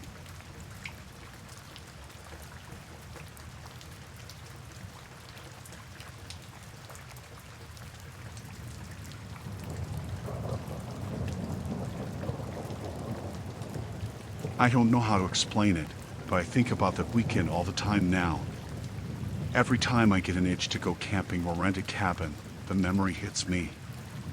It wasn't that I felt something was wrong at the time, it was subtle. But it didn't let go. Not then, and definitely not now. We were a group of 6 friends, close friends, the kind you've known forever. We decided to rent this cabin out in the woods for a long weekend. Nothing too fancy, just a small, rustic place tucked away near a national park. The kind of spot where you can disconnect, hike, and just enjoy each other's company. It was supposed to be peaceful, fun, just a break from our busy lives. The drive was long, and by the time we arrived, the sun was already starting to set. The cabin itself was a bit older than we expected, but it looked cozy enough. A wooden structure with a few creaky steps leading up to the front door. The kind of place where you could imagine spending the evening with a warm drink and good conversation. We unloaded our bags, set up some things, and then decided to explore the area a little before it got too dark. The first odd thing happened that evening. We were standing outside, just taking in the quiet. The air smelled like fresh pine and the earth, the kind of air that makes you feel more alive somehow. As we chatted about nothing in particular, one of my friends, Liz, pointed out that there were cigarette butts scattered near the back door. They weren't old either. They looked fresh. "I remember," she said. "Who's been smoking out here?" We all stopped for a moment, eyes scanning the ground. None of us smoked. At least, none of us did anymore. Not since high school. It was strange to see those cigarette butts, crisp and new, lying there on the dirt. We weren't near any main roads either, just a dirt path and trees surrounding us in every direction. "Probably just someone passing through," Matt suggested, trying to brush it off. But it didn't sit right with me. I looked around. The back porch had a small set of stairs leading to the yard, which was completely dark. The trees were so thick back there that it felt like the woods went on forever. There was no sign of anyone, though. The place was secluded, isolated, even, and I couldn't imagine why anyone would come that close just to smoke a cigarette and leave. We figured it was nothing, just someone before us maybe, and decided to get some dinner and not let it spoil the mood. We didn't mention it much after that. The first night passed without incident. We stayed inside, ate, drank, and talked. We played cards, laughed, and stayed up late like we always did. The kind of carefree night that makes you feel like nothing bad could ever happen. But the next morning was when things started to feel off. I woke up to the sound of Liz asking from the other room, "Did anyone go outside last night?" We all looked at each other, groggy and confused. "What do you mean?" I asked. I swear I heard footsteps outside my window, like someone walking around the cabin. Did anyone get up to grab something or go outside? We all shook our heads. No one had gotten up, at least not that we knew of. But it was strange, none of us had heard the footsteps. Liz was spooked, but we all laughed it off, blaming it on the wind or some animal. I wanted to tell myself the same thing, but there was a nagging feeling in the back of my mind that I couldn't shake. We went about our day, hiking through the woods and enjoying the fresh air. But as we came back in the evening, there was something else that made my stomach twist. There were more cigarette butts. Not just near the back door this time, but also along the side of the cabin. Fresh ones. It had to be the same brand, two long, slender butts with the same burnt filter, still wet at the end. And again, none of us smoked. "Okay, this is weird," said Matt, his usual laid-back attitude now replaced with a tinge of frustration. "Who's messing with us?" We went outside to take a closer look. I felt my skin crawl when I saw the butts were scattered in a clear trail, leading off toward the edge of the woods. It didn't make sense. Who would be out here smoking, and why would they be leaving their trash behind like that? We stood there for a minute, unsure of what to do. Our laughter had faded, and there was this unspoken sense of discomfort creeping in. None of us wanted to admit it, but the thought of someone else being out there, so close to our cabin, made us uneasy. We stayed inside that night, locked up tight, making sure every window and door was secured. But I couldn't sleep. Every time I closed my eyes, I kept imagining someone watching us from the trees, hidden just beyond the reach of our lights. The next morning, things only got worse. I woke up earlier than usual, feeling like I hadn't slept at all. I went downstairs to make some coffee and looked out the window. What I saw made my heart stop. There, in the yard, were more cigarette butts. But this time, they weren't scattered around. They were arranged in a perfect circle. Like someone had placed them there intentionally. A twisted, strange pattern in the grass, like a ritual or something. I stood there for what felt like forever, just staring. Then I heard footsteps behind me. Liz came in, rubbing her eyes. "What's going on?" she asked when she saw me staring out the window. I didn't answer her right away. I didn't know how to explain it. I didn't know what to say. All I could think about was the fact that someone had been here. Someone had been watching us all along. We weren't alone. Liz saw it too. She gasped. "What is that? Did someone do that last night?" "I don't know," I whispered. "But we need to leave. Now." The panic was rising in my chest. I didn't want to wait around to find out who was out there or why they were doing this. We decided then and there to pack up and leave, no more waiting around. I didn't care if we lost the rental fee or if it ruined the weekend. I couldn't shake the feeling that something was wrong. Very wrong. As we packed up the car, I kept looking over my shoulder, half expecting someone to step out of the woods or from behind a tree. But there was no one. The woods were eerily quiet, almost too quiet. The cigarette butts were still there, staring back at us, but they didn't seem to matter anymore. We left in a hurry, barely looking back. The drive back was silent. None of us said much, but we all knew.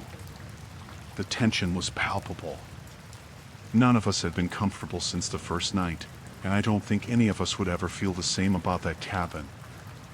I still don't know who left those cigarette butts, or why they were doing it. Maybe it was just someone messing with us, or maybe it was something worse.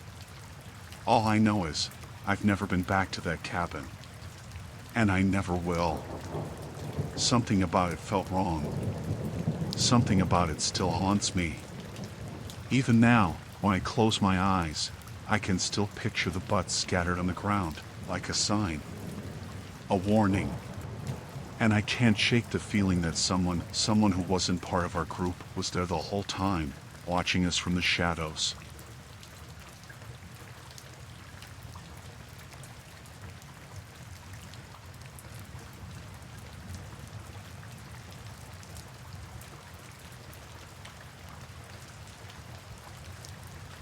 It happened on a stretch of highway I've driven more times than I can count. It's one of those roads that feels endless, surrounded by flat fields, no landmarks, nothing to break the monotony. The kind of road where the sky feels too big and you start counting the minutes until you're off it. It was late, maybe 10 or 11 at night. I was driving back from visiting a friend a couple of towns over. I had the radio low and the windows cracked open to keep myself awake. There weren't many cars out, just me, the occasional truck, and a dark sky that felt heavier than usual. At first, I didn't notice the car behind me. It was just headlights in the distance, blending in like they always do. But after a while, I realized they weren't getting any closer or farther away. They stayed there, hanging back at the same distance no matter how much I sped up or slowed down. I told myself it was nothing. Maybe they were just keeping a steady pace, like I was. But the more I watched them in the rearview mirror, the more I felt like something was off. Every time I switched lanes, they did the same, like they were copying me. I decided to test it. I slowed down, almost to a crawl for the highway, to see if they would pass me. They didn't. Instead, they slowed down too, keeping the same distance. My heart started to pick up then. I wasn't scared yet, but I was definitely on edge. I tried to shake them off by speeding up again, going a little faster than I was comfortable with. For a second, I thought it worked. Their headlights faded back a little, and I thought they finally decided to stop tailing me. But then, they sped up too, closing the gap. That was when I knew something was wrong. This wasn't normal. I told myself to stay calm. Maybe it was a coincidence. Maybe they were just heading the same direction, and I was overthinking it. But deep down, I didn't believe that. I glanced at the GPS and saw there was an exit coming up in a couple of miles. It wasn't the one I needed, but I decided to take it anyway.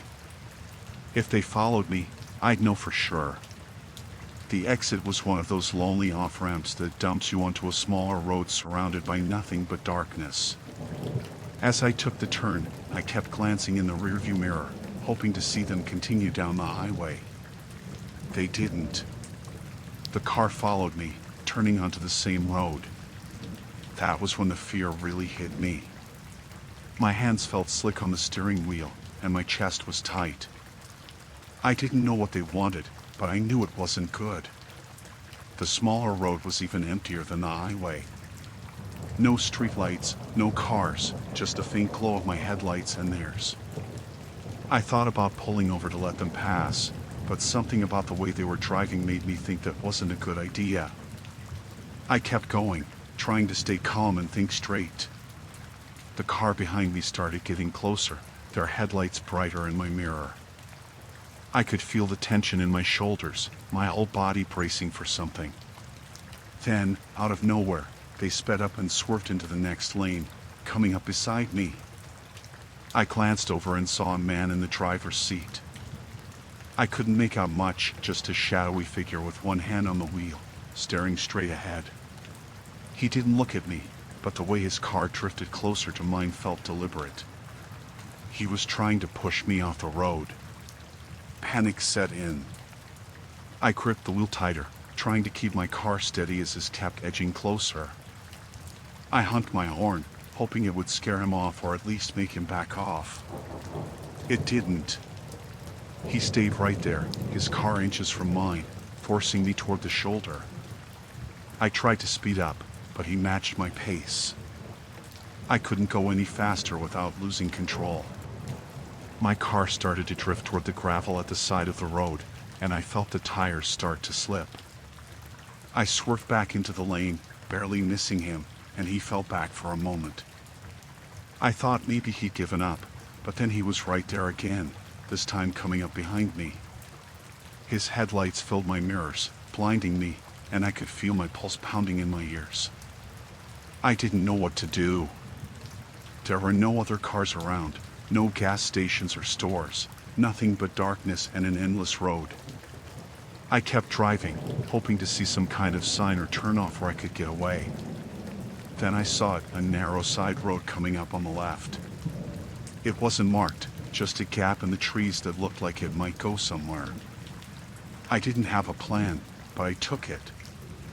I yanked the wheel and turned hard, the tires screeching as I veered off the main road. The side road was rough, gravel kicking up under my tires, but I kept going. I glanced in the mirror and saw the other car hesitate for a second before following me. My heart sank. He wasn't giving up. The road twisted and turned, narrowing as it went. I couldn't go as fast as I wanted without risking a crash. The other car stayed close, his headlights bouncing in my mirror, but he wasn't trying to push me anymore. I wondered if he was waiting for me to make a mistake, to slow down or stop. Then I saw it, a small clearing up ahead with a cluster of houses. Relief flooded me.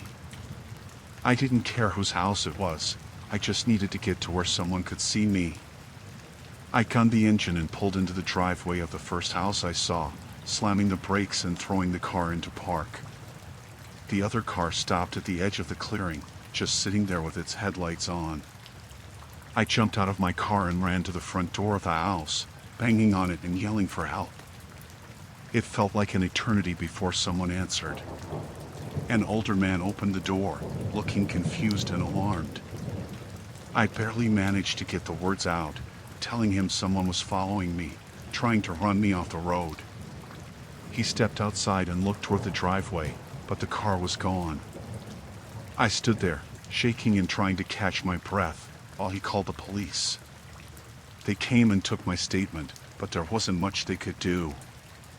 I didn't get a good look at the driver, and there were no cameras on the road where it happened. I don't drive that stretch of highway at night anymore. I don't know who he was or what he wanted, but I can't stop thinking about how deliberate it all felt. He wasn't just messing around. He was trying to scare me, or worse.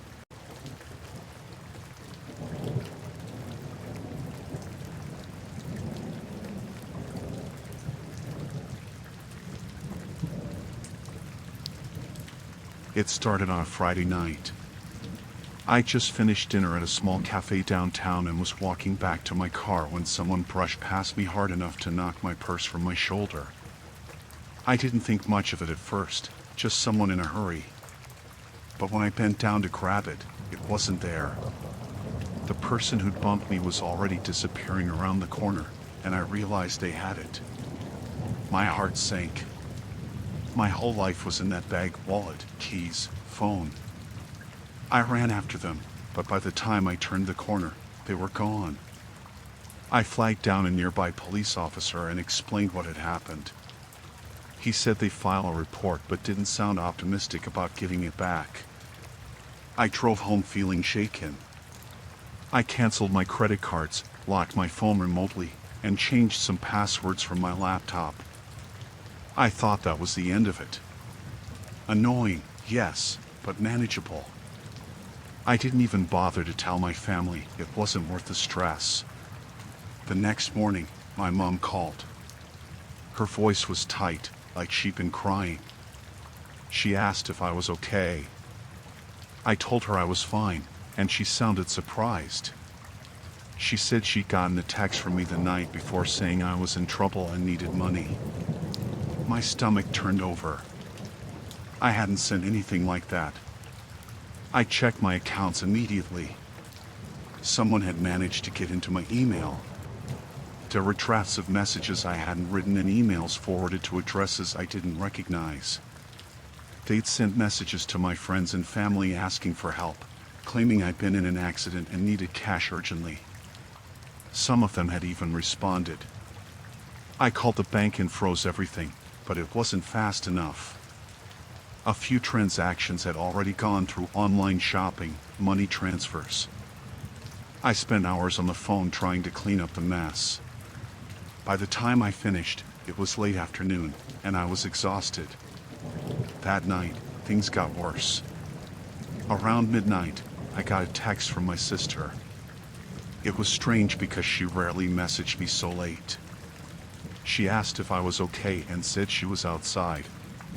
Confused, I went to the window and looked out. Her car wasn't there. I texted her back, saying I was fine and asked what she meant. She replied, "You just told me to come over. Said you needed me." I hadn't sent that. I checked my messages and found one I didn't remember typing, sent from my number to hers. My heart pounded as I stared at it. The wording didn't even sound like me. I stayed up the rest of the night, checking my locks over and over, convinced someone was watching me. I thought about calling the police, but what could they do? No one had broken in, and the texts didn't prove anything. The next morning, I went to the phone store to get my number changed. They told me my account had been accessed from another device, likely by someone who'd gotten into my carrier account using personal information from my wallet. They secured it, and I left with a new number. I hoped that would solve the problem. It didn't. By Monday, emails were coming in from places I hadn't been, confirmation of hotel reservations, online purchases, even a gym membership. Someone was pretending to be me. Worse, they were good at it. They'd use my social media to post updates, things like feeling sick, taking a break from the world, so anyone who noticed the weird messages wouldn't question them. I went to the police again, and this time, they took it more seriously. They opened an investigation and advised me to monitor my accounts closely. They said it could be a case of identity theft, but something about it felt too personal for that. Whoever was doing this didn't just want my money, they wanted to take over my life. That night, I couldn't sleep. Around 2 a.m., my phone buzzed. It was a message from an unknown number. It said, "You can't stop me." I froze. My hands were shaking so badly I almost dropped the phone.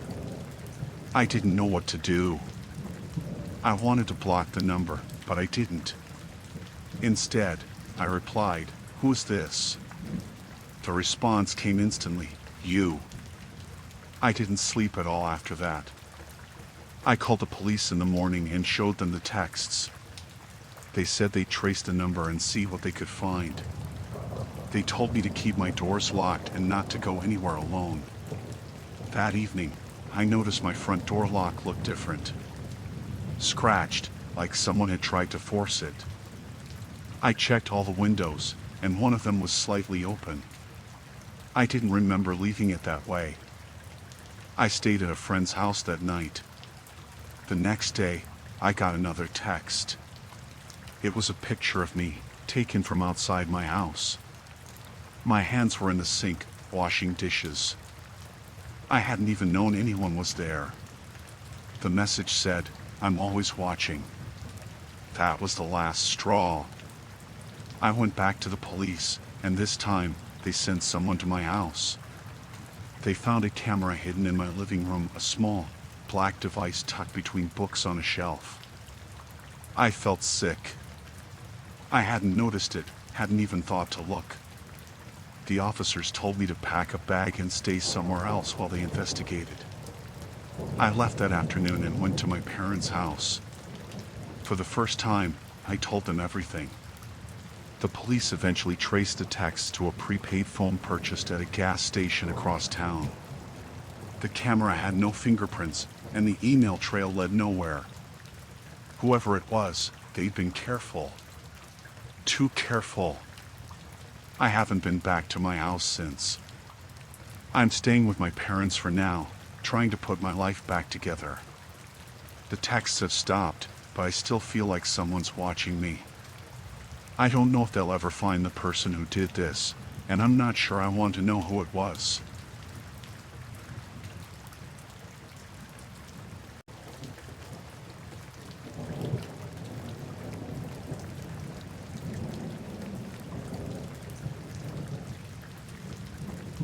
I've been debating whether or not to share this for months. I'm not the type to post stuff like this, but the more I think about it, the more I feel like someone else needs to hear it. Maybe it'll help someone avoid what I went through. It started on a Wednesday evening. I was on my way home from work, driving down a quiet stretch of highway. It had been a long day, and I was looking forward to getting back to my apartment. The sun had just set, and the road was mostly empty. I had the radio on low, kind of zoning out, when I saw the lights behind me. At first, I didn't think much of it. I was on a highway, and there are a lot of police around, so it seemed normal. But then I noticed something odd. The lights weren't the usual red and blue I was used to seeing from real police cars. They were a little dimmer, almost orange. And the car wasn't a patrol car, at least, not one I recognized. It was a plain, dark sedan, and the headlights were unusually bright, almost blinding. I checked my speed. I wasn't speeding, at least I didn't think I was. But I decided to pull over anyway. Better to be safe than sorry. I switched on my hazard lights and slowed to a stop on the side of the road. My mind was still racing, trying to figure out why I'd been pulled over when I hadn't done anything wrong. The car behind me stopped, and I saw the figure in my rearview mirror. The person walking up to my car was wearing a police uniform, but something about him felt off. It wasn't just the lights or the car, it was his presence. He was tall and broad-shouldered, wearing a dark blue shirt and a bulletproof vest, the kind I've seen officers wear. But he didn't have a badge on his shirt, which I thought was strange. And the way he was walking, kind of stiff, like he was trying to appear more official than he really was. He reached my window, and I cracked it just enough to hear him. "License and registration, please," he said in a calm, almost rehearsed voice. He didn't sound rude, just neutral. Like he was reading a script. I asked him why I was being pulled over, and he gave me a vague answer about routine checks and safety. That didn't sit right with me. I asked him again if I had done something wrong, and he just repeated the same thing, barely looking at me. I handed over my license and registration because I didn't want to argue. But the whole situation felt off. As he walked back to his car, I sat there, staring at the dashboard. Something in my gut told me this wasn't right. The lights, the car, his behavior, it wasn't adding up. I looked around. There weren't any other cars on the road. No other police vehicles, no other signs of authority. Just me, parked on the side of a dark highway with a guy who, at this point, could have been anyone. I thought about driving off, but I didn't want to escalate things. I mean, I wasn't exactly sure what I'd be dealing with. So, I stayed put. I kept my eyes on the rearview mirror, watching as he stood by his car, talking into a radio or something, but his back was to me. His posture was stiff, and for a moment, I thought I saw him glance at me. I don't know why, but that made me feel even more uneasy. When he came back to my car, he handed me my registration and license and told me to stay put. His tone had changed now, it was sharper, more commanding. He asked me to step out of the car, which struck me as odd. I wasn't sure if I should, but then he said something about standard procedure, and I didn't want to seem uncooperative. I got out of my car, but as soon as I stood up, I felt the hairs on the back of my neck rise. Something in his eyes told me I was in danger. I took a step back, my mind running through every possible scenario. He wasn't acting like a normal cop. There was no cruiser, no real reason for me to get out of my car, and my gut told me I shouldn't trust him. He told me to turn around and face the car, and I did. But as I stood there, I could hear his footsteps behind me, slow and deliberate. I was getting more anxious, and I didn't know what to do. Should I run? Should I fight back? My hands were shaking, but I stayed still, listening to every little sound around me. Then, without warning, I heard him say, "You're going to have to come with me." His voice was low, almost like a whisper, but it carried a tone that I knew meant he wasn't giving me a choice. I spun around, facing him. My heart was racing, my mind screaming that something was wrong, but I couldn't move. He was standing there, close, too close, and I could see the slight smirk on his face. That's when I knew for sure this wasn't a real cop. Before I could react, he reached for something under his vest, pulling out what looked like a badge, but it was too shiny, too new, like something someone had bought at a costume store. I don't even think it was a real badge, but it didn't matter. I could feel my pulse pounding in my ears, and I took a step back, hoping my instincts would save me. He reached out, and that's when I saw it, a second figure, coming out from behind the sedan. A woman, tall and thin, wearing a black jacket. She had no badge, no uniform. Just a plain black hoodie, and she was walking toward me with purpose. "Get in the car," the man said again, his voice now hard. "This is your last warning." I don't know what made me do it, but I turned around and ran. I don't know how I moved so fast, but I sprinted toward my car, slamming the door open. I was shaking, my heart in my throat, but I didn't think. I just reacted. The engine roared to life, and I sped off before I even fully closed the door. In the rearview mirror, I saw them standing there, watching me. The man didn't move, but the woman just stared, and I knew in that moment that I had narrowly escaped something terrible. I didn't stop driving until I reached the nearest gas station. I pulled into the lot, my hands still shaking, and I called the police. When I explained what had happened, they told me that there had been no reported officer on the road in that area. No one fitting the description of the person I'd encountered. It's been weeks, and I still can't shake the feeling of those eyes on me. I don't know who they were or what they wanted, but I know I was lucky to get away. I've thought about it every day since then, and the more I think about it, the more I feel like I barely made it out alive.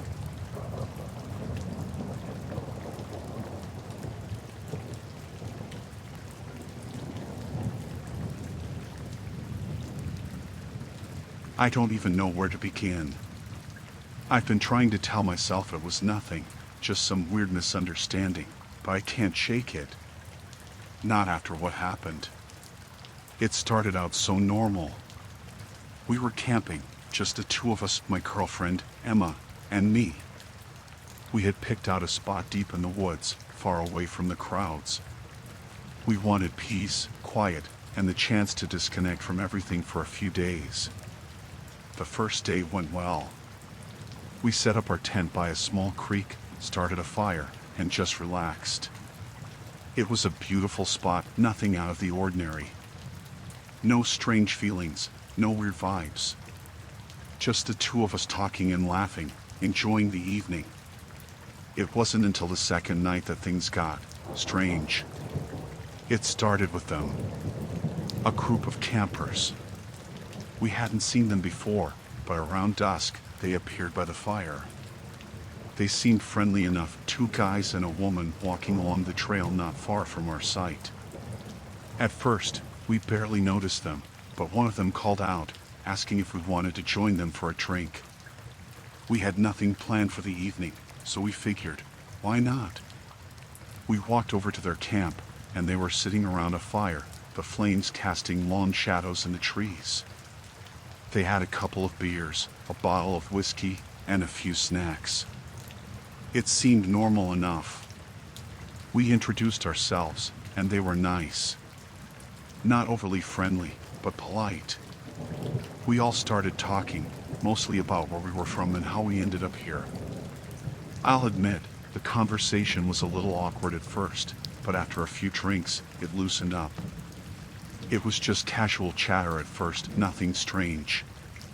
They told us they had been camping in the area for a while, moving from place to place, exploring different parts of the woods. They said they liked the solitude, and I could see that. It wasn't a surprise that they'd come up here to get away from it all. The woman, her name was Claire, was nice enough. But there was something about her smile that felt a little too sharp, a little too knowing. I couldn't explain it. Maybe it was nothing, but I kept getting this feeling that she was watching me just a bit too closely. Every time I glance over at her, she'd be looking right at me, and when our eyes met, she'd smile. It didn't feel threatening, not exactly, but there was something unsettling about it. As the night wore on, the mood seemed to shift. It wasn't overt, but it was there. The guys started making more jokes, laughing a bit too loud, and Claire seemed to get quieter, just watching. I remember trying to keep the conversation going, but it felt like I was the only one still trying. Emma had already finished her drink and looked a little tired, like she was ready to head back to our camp. I felt the same, honestly. The night had stretched on longer than we planned. So, we told them we were going to head back. That's when things started to get weird. At first, it was subtle. One of the guys, Dave, I think his name was, stood up and clapped me on the shoulder, laughing. "You guys aren't going anywhere," he said, too loudly. "The night's still young. Come on, stay for a bit." I chuckled awkwardly, not really feeling like staying. "We're pretty tired," I said, trying to keep it light. "Maybe another time." But then Claire spoke. "You don't want to go yet," she said, and her voice had changed. It wasn't threatening, but it had a kind of cold edge to it, like she wasn't asking anymore. "The night's beautiful. You won't find peace like this anywhere else. Just stay a little longer." I felt this sudden pressure, like they were all looking at us, waiting for an answer. Emma looked at me, and I could tell she was uncomfortable too, but she didn't want to make a scene. She nodded, giving a forced smile. "Maybe just a little longer," she said. I wasn't sure why, but something about it didn't sit right. The way they were staring at us made me feel like we didn't really have a choice. I tried to shake it off, but I could feel the tension building. It was like they were waiting for us to stay, to make us stay. I didn't want to be rude, but I knew we needed to get back. Emma had already started to gather her things. I stood up, ready to go, but Dave was standing just a little too close, blocking the path. "You don't need to go," he said, and his voice was quieter now, almost too calm. "We've got a few more drinks. Just relax." I felt the hair on the back of my neck stand up. There was something in his eyes, something that wasn't right. I tried to step around him, but he didn't move. It was like he was deliberately keeping me there, like they were all trying to keep us from leaving. "We really have to go," I said, my voice a little more firm now. "We've got stuff to do tomorrow." Claire stood up and took a step closer. "You'll be fine," she said, her smile not reaching her eyes. "It's not safe to walk back through the woods at night. Stay here. We'll keep you safe." It wasn't the words themselves, it was the way she said it, like there was no other option. I felt trapped, like if I didn't go along with it, something worse might happen. I tried to stay calm, but it was getting harder to hide how uneasy I felt. I looked over at Emma, who seemed equally uncomfortable but didn't say anything. I could see her trying to make up her mind, her eyes darting around the camp, looking for an excuse, an out. "Look, we really appreciate it," Emma said, standing up and reaching for my hand.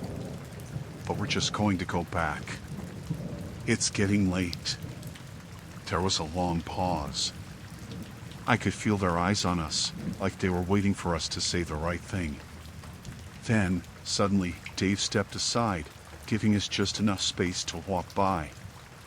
But as I passed him, he grabbed my arm, just a quick grip, tight enough to make me stop in my tracks. "You know," he said, his voice low, "if you really wanted to go, you wouldn't have said that. You'd be gone already." It was like a switch flipped. I didn't think. I just yanked my arm away and pulled Emma with me. "We're leaving," I said, my voice shaky but firm. We didn't look back as we hurried down the trail, the light of their campfire flickering behind us, but I could feel them watching us. We didn't say anything to each other until we were safely back at our tent. We just sat there, breathing hard, staring at the darkness outside, not knowing if they were still out there. I still don't know what exactly happened, but I know that they didn't want us to leave. There was something about that whole interaction that felt wrong, like they were pushing us to stay for some reason. I haven't camped since then, and I don't know if I ever will again. I don't think I could handle it. Every time I close my eyes, I remember the way they looked at us, those smiles that never reached their eyes, and I can't shake the feeling that they weren't just trying to be friendly. They were trying to keep us there, and for what? I don't think I'll ever know.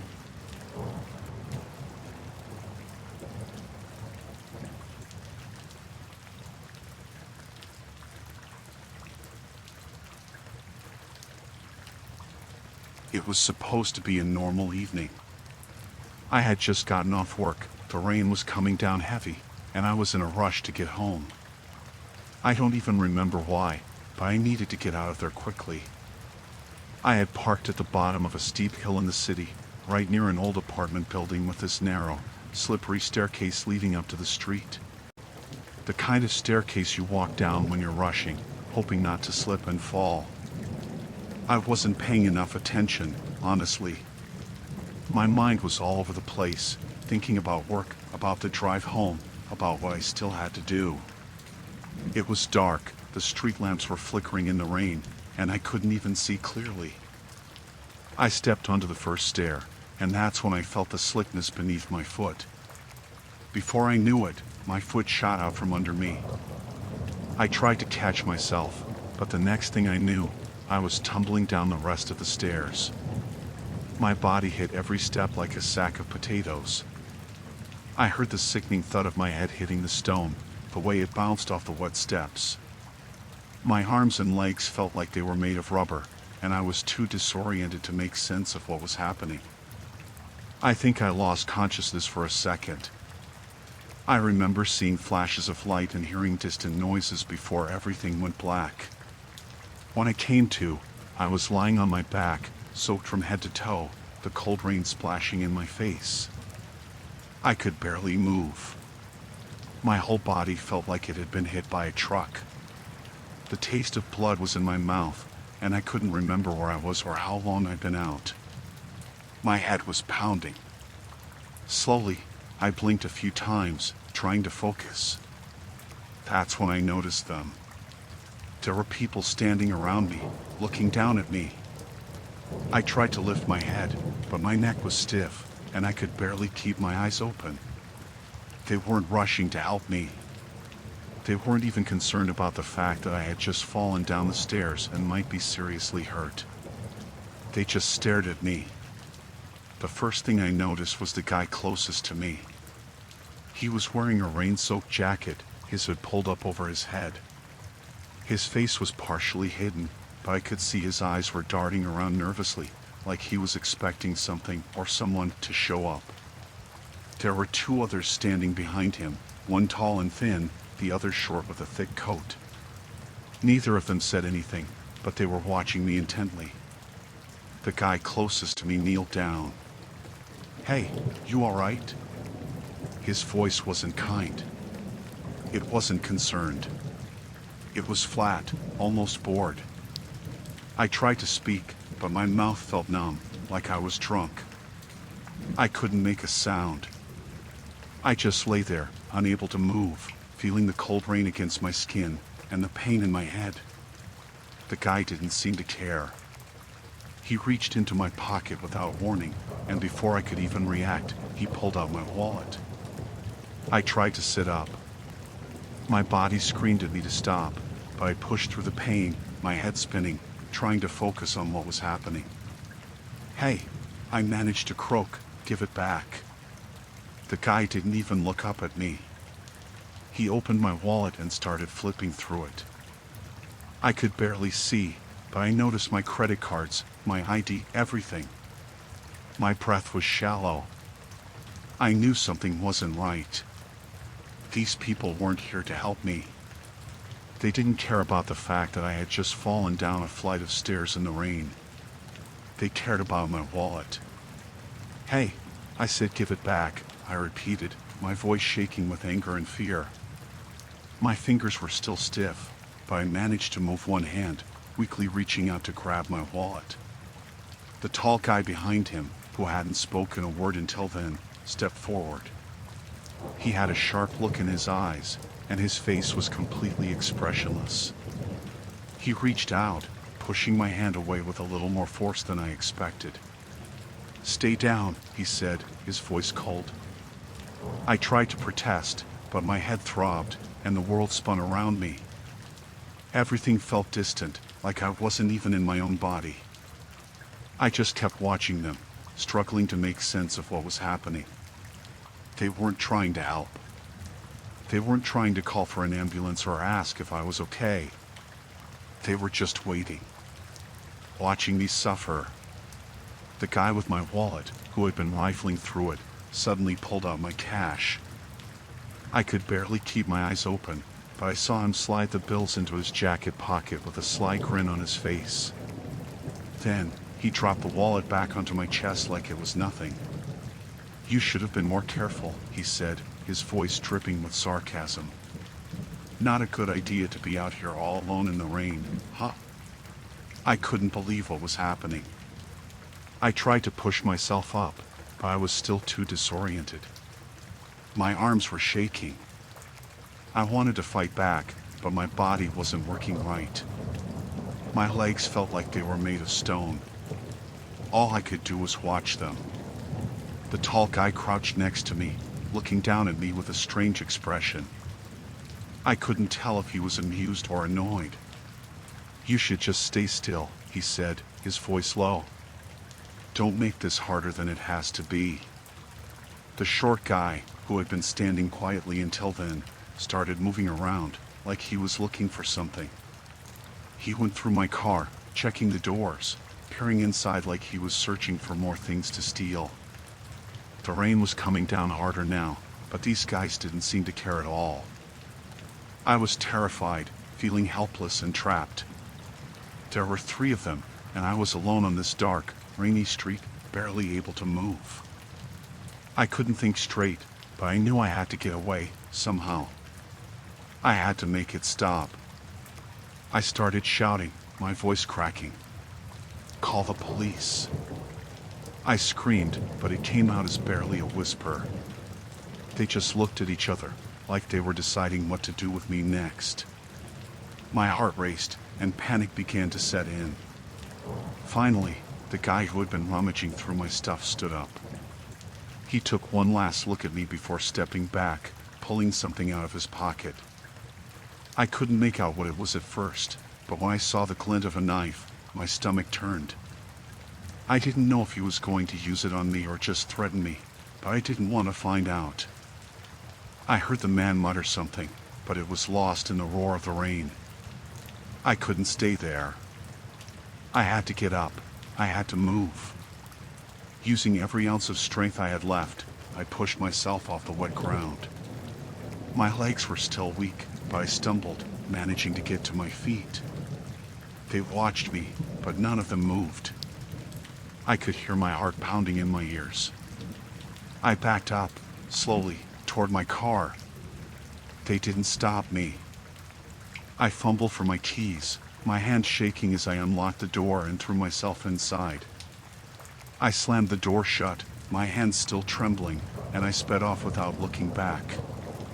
I don't know why they didn't follow me, or why they didn't do anything else, but I didn't stop until I was out of that area and into the nearest gas station, where I stayed inside, my hands still shaking. I'm still not sure what they wanted, All I know is they weren't there to help me. They just wanted my wallet.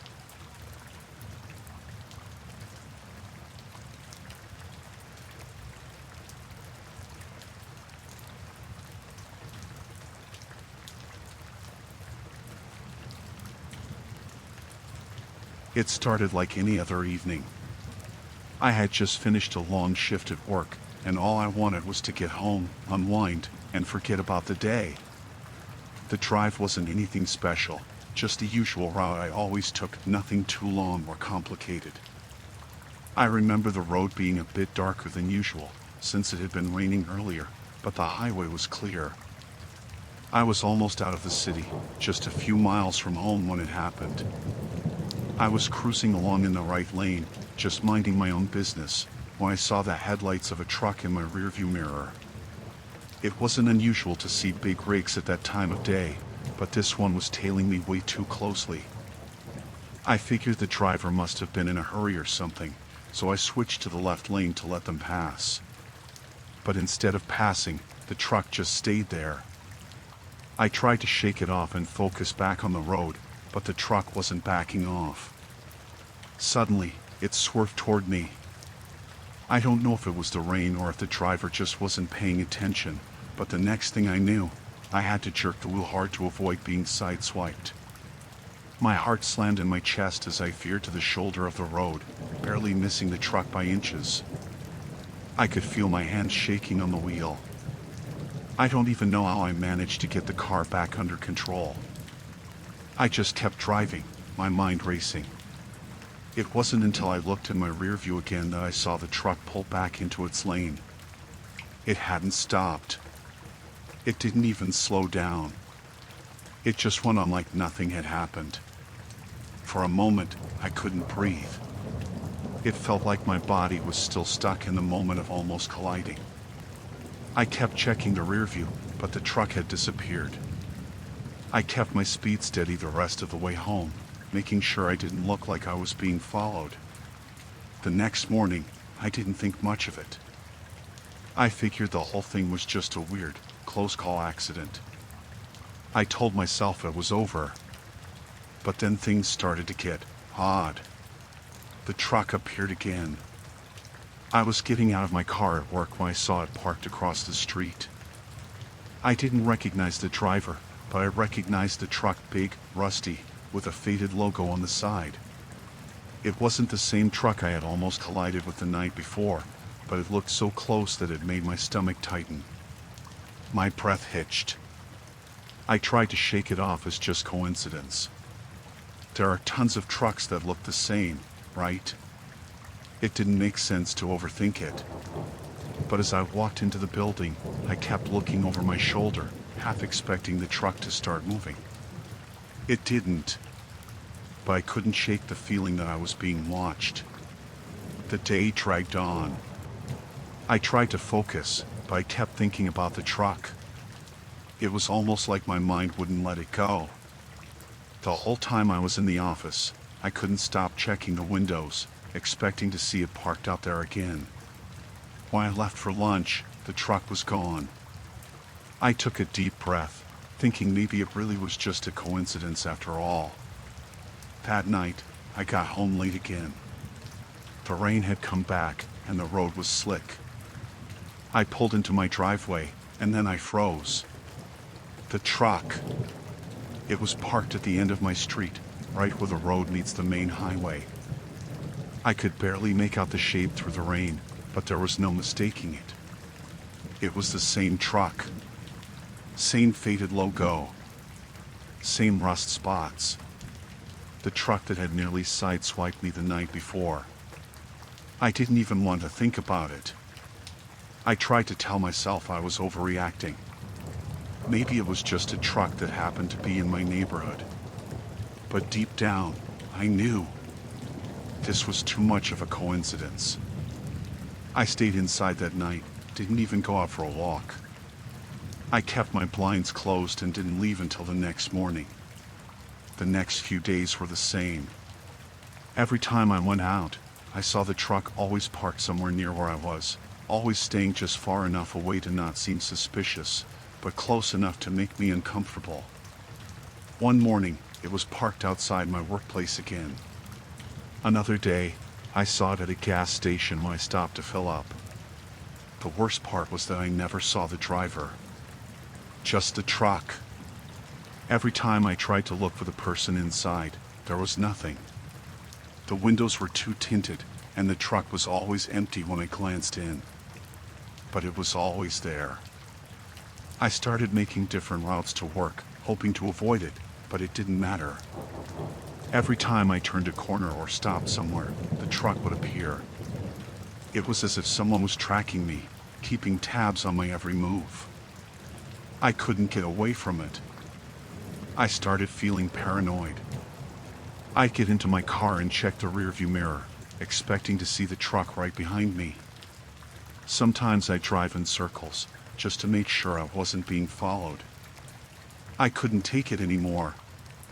I tried talking to the police, but they said it wasn't enough to report. It wasn't like the truck was doing anything wrong. I was just seeing things. That's what they told me. Then, one evening, I finally snapped. I couldn't keep living like this, constantly looking over my shoulder, wondering if the truck would be there, lurking. So, I did something that felt insane but also necessary. I drove to the truck's location. I found it parked near a convenience store on the edge of town. I parked across the street, out of sight. And I waited. For hours, nothing happened. It just sat there, like it was waiting for me. But eventually, around midnight, a figure stepped out of the convenience store, carrying a bag of snacks. It wasn't the driver I'd seen before, but there was something about him that made my heart drop. He had that same look, like he'd been watching me for days. Maybe he was the driver. Maybe he wasn't. I couldn't tell.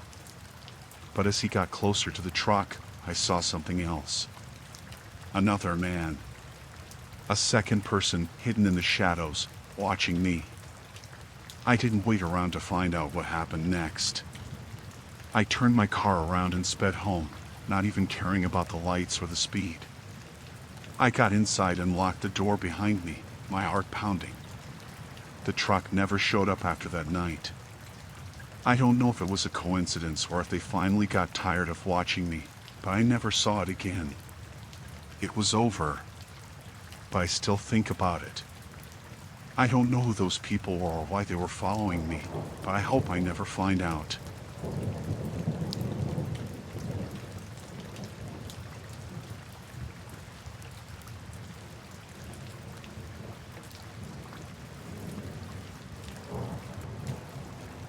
I'll start by saying I don't know why I didn't leave earlier.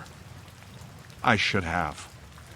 Something about the whole night felt off, and I should have listened to that gut feeling. It all started when my friend Alex invited me to a party at his place. He was having a bunch of people over, and I didn't really know most of them, but I figured it would be a decent way to spend my Saturday night. I hadn't seen Alex in a while, and he always throws pretty chill get-togethers, so I was looking forward to it. When I arrived, the house was packed. People were laughing, music was playing, and everyone seemed to be in their own groups. I didn't recognize many faces, but it wasn't a big deal. I didn't mind hanging out by myself for a bit. I grabbed a drink and started chatting with some people I kind of knew, but it didn't take long for me to notice this one guy standing off to the side. At first, I thought maybe he was just shy or maybe he didn't know anyone, but as the night went on, it became clear that he wasn't just quietly observing like I initially thought. He wasn't talking to anyone, not even making eye contact. Just standing there, kind of blending into the background, but in a way that made you notice him. It was like he was trying to be invisible, but not in the way you'd expect someone to blend in. He was off. I found myself glancing over at him a few times, not sure what to make of it. I'd seen people like him at parties before, the ones who don't seem to fit in, who just kind of stand there, not knowing how to engage. But he wasn't even looking at anyone. He wasn't scrolling through his phone or doing anything normal. just standing still, watching. I figured he was just weird, maybe a little socially awkward. But it made me uncomfortable after a while. So, I decided to get away from the crowd for a bit and went to use the bathroom. The bathroom in Alex's house was down the hall, past the kitchen, away from where most people were hanging out. I didn't think much of it when I walked in and started washing my hands. But as soon as I heard the bathroom door creak open, I froze. It was the guy from earlier. He didn't knock or say anything, just walked in like it was normal. My heart skipped a beat. I wasn't sure if I should say something or just ignore it. He didn't seem like the type who would be in a hurry, so I figured he was just waiting for me to finish. But he didn't leave. Instead, he stood in the doorway, looking at me. Not with curiosity, but like he was waiting for something. I felt this strange chill run through me. Can I help you?" I asked, trying to keep my voice calm. I was hoping he'd just say something and leave. But instead, he stepped forward and closed the door behind him. I felt the hairs on the back of my neck stand up. My mind was racing. I didn't know this guy, and it wasn't normal for people to just lock the door behind themselves in someone else's house. "Why are you here?" I asked, my voice shaky. I was trying not to sound scared, but I could feel my heart pounding. The guy didn't respond right away. He just stared at me, and for a moment, I couldn't tell if he was serious or if he was just strange. He didn't seem dangerous at first, but the way he was standing there, like it was all a game to him, made me nervous. "I was just wondering," he began, his voice soft but persistent. "How long have you known Alex?" I blinked. "I don't know, a few years. We met in college." He nodded, but then he took another step toward me. I took a step back without thinking. I didn't know what he wanted, but I didn't want to be alone in a locked bathroom with him. "Do you live around here?" he asked, his voice becoming more focused. It was like he was studying me. The questions were so random, so out of place. I didn't answer right away. I was trying to figure out if I could make a run for it or if I should say something to get him to leave. But he wasn't letting up. He kept asking more and more personal questions. "Do you like this neighborhood? Do you walk your dog here? Do you live alone? What do you do for work?" The questions kept coming, one after another, each one stranger than the last. I could feel my stomach twisting into knots. I didn't know what to say, what to do. I could feel myself getting more and more uncomfortable. This was way beyond casual conversation. "Look, I don't know you," I finally said, trying to sound more confident than I felt. "I think you need to leave." I moved toward the door, but he didn't step aside. "No," he said, his voice suddenly cold. "I just need to understand. It's important." My hands were shaking, and I didn't know what to do. I couldn't just stand there and let this happen. I took a deep breath and pushed past him, slamming my shoulder into his chest as I opened the door. "Hey," he shouted, but I didn't stop. I ran down the hall and straight out the front door, not even bothering to look back. I could hear him behind me, but I didn't dare slow down. When I got outside, I breathed a huge sigh of relief. I don't know why, but something told me if I hadn't gotten out of there when I did, I might have ended up in a situation I didn't want to be in. My heart was still racing, and I could feel my legs shaking. I didn't even care about the party anymore. I texted Alex and told him I had to leave. He tried to convince me to stay, but I wasn't having it. I couldn't stop thinking about that guy, about his cold stare, about the way he wouldn't let me go. I haven't been back to Alex's house since. And every time I think about that guy, I feel sick to my stomach. I don't know what his deal was, or why he was asking me all those questions, but I have a feeling I don't want to know. All I know is I'm never going to a party there again.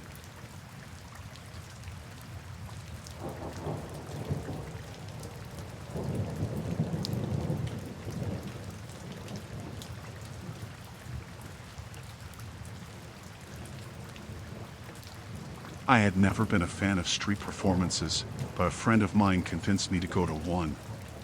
It was a warm Saturday afternoon, and the street was filled with people wandering about, enjoying the sunlight.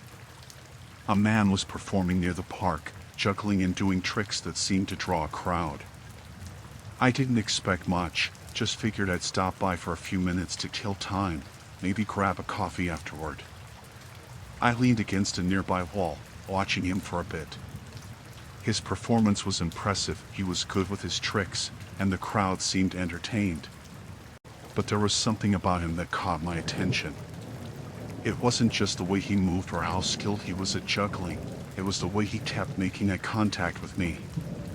At first, I shrugged it off. Maybe he was just performing to the crowd, trying to make everyone feel like they were part of the show. But every time I looked away, I could feel his gaze on me, and when I looked back, his eyes were locked onto mine. It wasn't like he was being subtle about it, either. It was intense, almost too intense. It made me uncomfortable. After a few minutes, I figured it was time to leave, so I walked away and headed toward the cafe nearby. But as I walked, I could feel my heart racing for no reason. I told myself it was just the anxiety of being in a crowd, but something about that moment stuck with me. The next morning, I was at my usual cafe. It was a quiet Sunday, not many people around. I ordered my coffee and found a seat near the window. I wasn't expecting to see anyone I knew. But when I looked up, I saw him.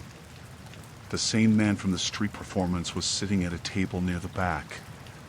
He was looking right at me, not in a casual way, but in the same way he had looked at me the day before. I froze for a second, unsure if I should make eye contact or look away. But he didn't look away. His eyes stayed fixed on mine, just like they had on the street. It felt like my chest was tightening. I got up quickly and left, telling myself it was just a coincidence. Maybe he lived nearby. Maybe he liked this cafe too. But as I left, I couldn't shake the feeling that he was following me somehow. The next day, I went to the gym. It was early, so the place was mostly empty. I did my usual workout, tried not to think too much about what had happened over the last few days. I didn't see him at first, and I told myself that maybe I was just overthinking everything. But then, as I was stretching on the mat near the back, I glanced up and there he was, standing by the weights, watching me. His eyes were fixed on me, just like the last two times. I didn't know if I should be scared, angry, or confused. My stomach turned. I tried to keep it together and not let it show that I was uncomfortable. But it was hard. I finished my workout quickly and left without really paying attention to what I was doing. I was in a daze, just wanting to get out of there. I convinced myself that he had just been a regular person at the gym. I tried to make excuses. But when I walked out, he was standing outside the gym, watching me. I didn't want to make a scene, so I hurried to my car, my heart racing. I locked the doors as soon as I got in. I tried to breathe, to calm myself down, but I couldn't. Something wasn't right. Over the next few days, things only got worse. Every place I went, he seemed to be there. I went to the grocery store, he was standing by the checkout. I stopped by a different cafe, he was sitting at a table near the window, staring at me. One day, I was walking out of my workplace, and I saw him across the street, leaning against a building, watching me. It didn't feel like a coincidence anymore. It was like he was following me, waiting for me to notice, to acknowledge him. And each time, he would look at me with that same intense gaze. It felt like he was waiting for something. waiting for me to make a move, to say something, to respond. But I had no idea what he wanted. I started taking different routes home, avoiding the places I usually went. I didn't know if it was paranoia, but I started to feel like I was being watched constantly.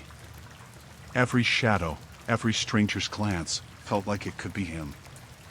It became harder to ignore. One night, I decided to go out with a friend, hoping that a change of scenery would take my mind off things. I went to a bar in a different part of town, a place I'd never been before.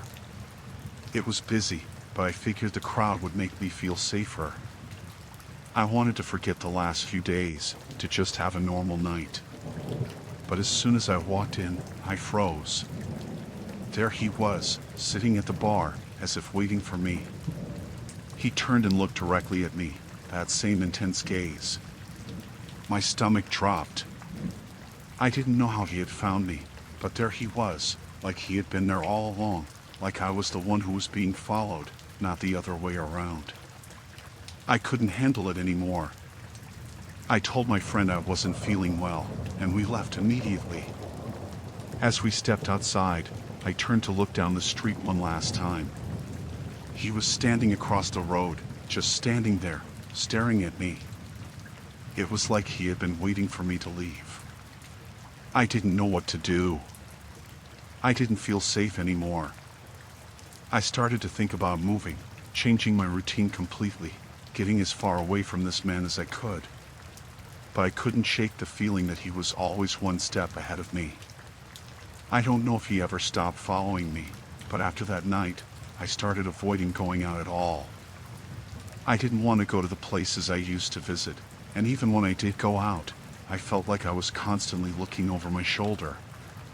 He was always somewhere in the back of my mind, like a shadow I couldn't escape. I stopped seeing him after a while, but the feeling never went away.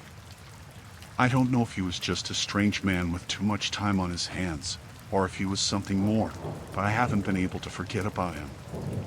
Every time I see someone glance at me a little too long, I get nervous. I keep thinking about those eyes, always watching, always waiting.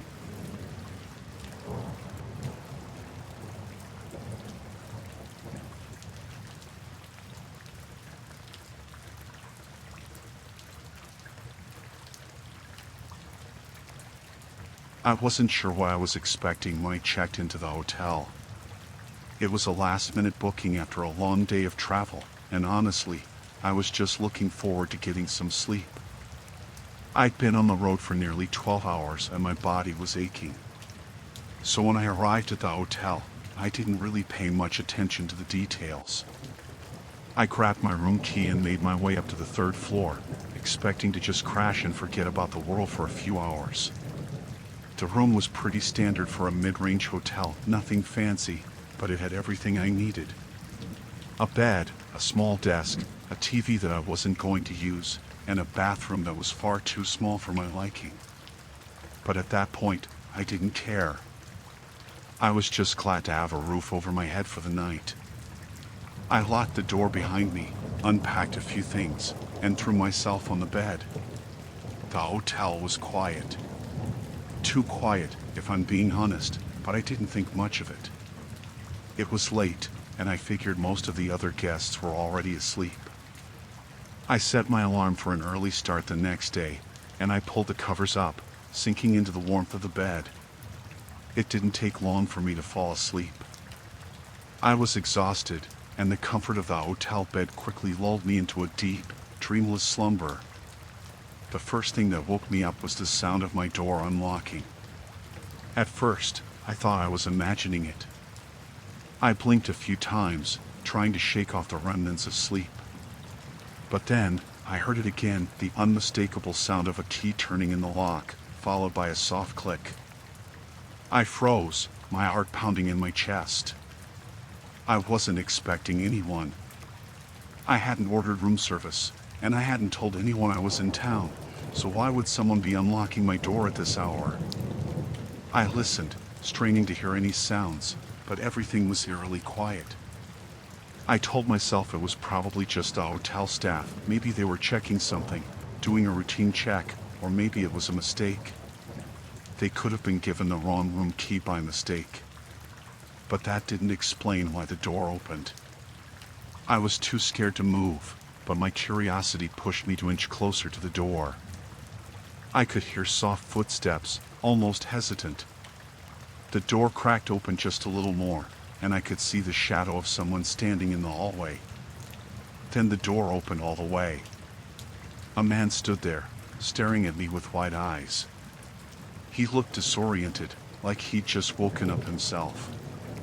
He was holding a room key, and he looked down at it, then back at me. "I'm sorry," he said, his voice shaky. "I think there's been a mistake. I was given this room key at the front desk. I'm supposed to be in here." I sat up in bed, blinking in disbelief. "What?" The man took a step into the room. His clothes were disheveled, as though he'd been traveling or just got out of bed. His hair was messy, and he had that look on his face, the one people get when they don't quite know what's going on. I could see him glancing around the room, clearly confused. "I'm really sorry," he repeated. "They must have given me the wrong key." I stared at him, still trying to process what was happening. My first instinct was to get up, but I didn't. I couldn't. Something about the way he stood there, looking like he didn't belong, made me feel like I was the one who didn't belong in the room. I should have said something, called the front desk, but the words didn't come out. "You're sure you're in the right room?" I asked, trying to make sense of it. Maybe he'd gotten confused. Maybe he was just tired. Maybe he just made a mistake. But even as I asked, I knew something was wrong. I could feel it in my gut. "I don't know," he said, fidgeting with the key in his hand. He looked over at me again, his face a mix of confusion and embarrassment. "They told me this was where I was supposed to be." There was an odd hesitation in his voice, something off. And yet, there was this genuine, almost apologetic tone in the way he spoke. Something felt wrong. I quickly glanced at the door, then back at the man. It all felt surreal. Why would he walk into a room at this hour, acting so casual about it? Why didn't he immediately apologize and leave when he realized his mistake? "Okay, I think you need to go back downstairs," I said, my voice trembling slightly. I'm not sure what happened, but before I could finish, the man stepped further into the room, his presence blocking the doorway. He didn't push past me, but he didn't move either. He stood there, still holding the key, staring at me as if he was processing something. The more I looked at him, the more I realized how out of place he seemed. I tried to stand up, but something stopped me. The room felt smaller now, almost like the walls were closing in. There was this feeling in the pit of my stomach, a sense of unease that kept growing. My hand reached for my phone on the bedside table, but I was too slow. "I'm really sorry," the man said again, his eyes never leaving mine. "I didn't mean to intrude. But this is my room, right?" I swallowed hard. My heart was racing, and I could feel my palms starting to sweat. Something about the way he asked that question, it was like he didn't even care whether he was supposed to be there or not. I finally found my voice. "No, it's not. I've been here all night. I'm the one staying here." I reached for my phone again, this time with more urgency. But the man took a step forward, and I froze. "No, it's fine," he said quickly, his tone suddenly shifting. There was a forced calmness to his voice now, almost too calm. "It's just a mistake. I'll go down and get it sorted out. I'm really sorry." But he didn't move. For a few seconds, we just stood there, eye to eye, in that silent space between us. My mind was spinning, and I couldn't make sense of what was happening. It didn't feel like an accident anymore. It felt deliberate. "All right," I said, slowly, my voice shaky. I'm calling the front desk now. I held my phone up, but the man suddenly snapped out of his daze and backed away from me. His expression shifted again, his eyes darting around the room as if realizing how far he'd crossed the line. Yeah, of course, he mumbled, his voice quiet, almost as if he wasn't sure of himself anymore. I'll go get this fixed. And just like that, he turned, walking out of the room, his footsteps fading down the hallway. I waited a few moments, my heart still racing, before I picked up the phone and dialed the front desk. The person on the other end answered quickly, sounding cheerful. Front desk, how can I help you? Yeah, I said, trying to keep my voice steady, there's been a mistake.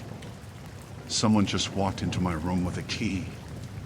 They said it was the same key I was given, but there's no way that's possible. Can you double-check the room assignments for me? There was a brief pause. Of course, the clerk replied, her voice suddenly more businesslike. Give me one moment. She came back to the phone, her tone much more serious now. I'm sorry, but according to our system, there's no record of anyone being assigned that room key tonight. Are you sure the person you spoke to was from the hotel? I didn't have the words to explain what I was feeling. The man had seemed so convincing, so sure of himself. But now, after hearing that, the whole situation felt even stranger. Why had he been so confident that he belonged there? Why didn't he leave when I asked him to? I don't know what would have happened if I hadn't been awake. I don't know what would have happened if I hadn't been alert enough to hear the door unlock. But I do know one thing now, I'll never look at hotels the same way again. Every time I close my hotel room door, I wonder who else might be on the other side.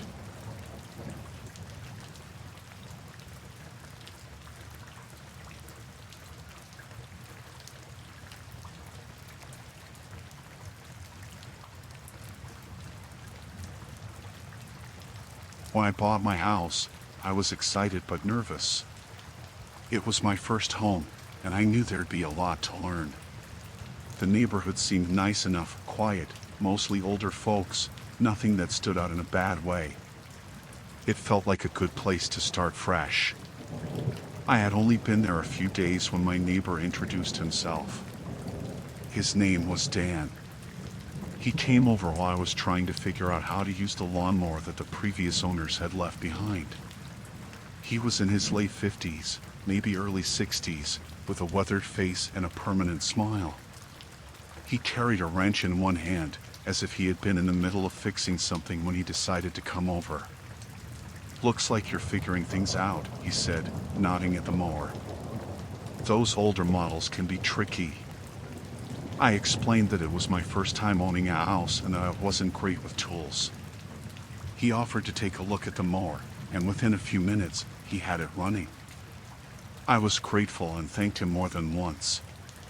He waved it off, saying he was happy to help. Over the next few weeks, Dan came by every so often. At first, it was always under the pretense of helping with something, tightening a loose faucet, showing me how to patch a small hole in the fence. He seemed like the kind of neighbor you'd be lucky to have. But then he started coming over just to chat. I didn't mind at first. I figured he was lonely or just friendly. But as time went on, his visits became more frequent. I'd hear his voice calling out from the yard while I was inside, or I'd see him standing at the edge of my property, looking over like he was about to walk in. He'd make comments about how quiet my place was or how I hadn't put up curtains yet. One day, I came home from work and found him in my backyard. He wasn't doing anything, just standing there. When I asked what he was doing, he smiled and said he noticed my gutter was sagging and thought he'd check it out for me. I hadn't asked him to, and I didn't even realize it needed fixing. I thanked him but told him I'd take care of it. He didn't seem offended, but there was a pause, a moment where he just stared at me, like he was trying to figure something out. Then he smiled again and said, "No problem." That was when I started feeling uneasy. I didn't want to make a big deal out of it, but I also didn't like the idea of someone coming into my yard without asking. I told myself he was just being helpful, maybe a little too eager. A week later, I woke up to the sound of someone knocking on my door. It was still early, barely light out. When I looked through the peephole, it was Dan. I didn't open the door right away. He was holding something, tools, I think, and when I asked what he needed, he said he noticed my porch light was flickering the night before and thought he'd fix it. I told him I was fine and that I'd handle it later. He stood there for a moment before walking away, but something about the way he moved felt wrong. Like he was annoyed but didn't want to show it. After that, I started locking everything. I had been lazy about it before since it felt like such a safe neighborhood, but now I made sure every window and door was secure before I went to bed. I even put a lock on the gate to my backyard. One night, I was in the living room when I heard a noise outside. It wasn't loud, just a faint scraping sound. I turned off the TV and listened. It was coming from the back door. My heart was pounding as I got up and walked over. When I looked through the small window, I saw the handle move, like someone was trying to open it. I didn't know what to do. I was frozen, just staring at the door. Then I heard a voice, Dan's voice. He called my name, quiet at first, then louder. "I know you're in there. Just wanted to see if you needed help with anything."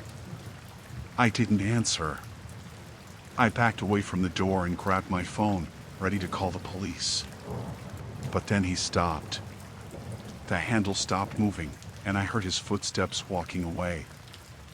I didn't sleep that night. I kept looking out the windows, half expecting to see him standing there. The next morning, I found a screwdriver lying on my back porch, right near the door. I wanted to confront him, but I was scared. What if he got angry? What if it made things worse? Instead, I started looking into security systems. I bought cameras and installed one on the front porch and another in the backyard. The cameras made me feel a little better, but not completely. I was still on edge, still jumping at every sound. Then, a few nights later, I saw him on the camera feed. He was standing at my back gate, testing the lock. When he realized it was locked, he looked straight into the camera. He didn't smile. He didn't move. He just stared for what felt like forever before walking away. That was it for me. I called the police and told them everything.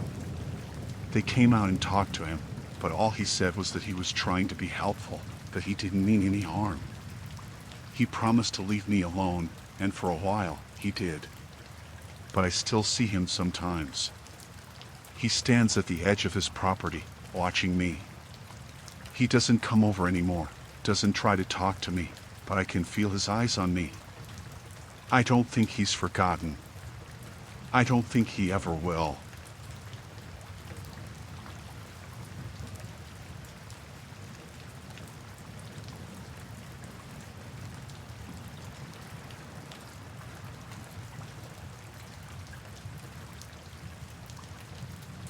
It's taken me a long time to finally put this down, and even now, I'm not sure I can make sense of it. It feels strange to even talk about. I never thought something like this could happen, but it did, and I'm still not sure how to feel about it. It all started a few months ago when a new guy started working at the office. His name was Mark. I didn't think much of him at first, just another guy in the cubicles, trying to settle in.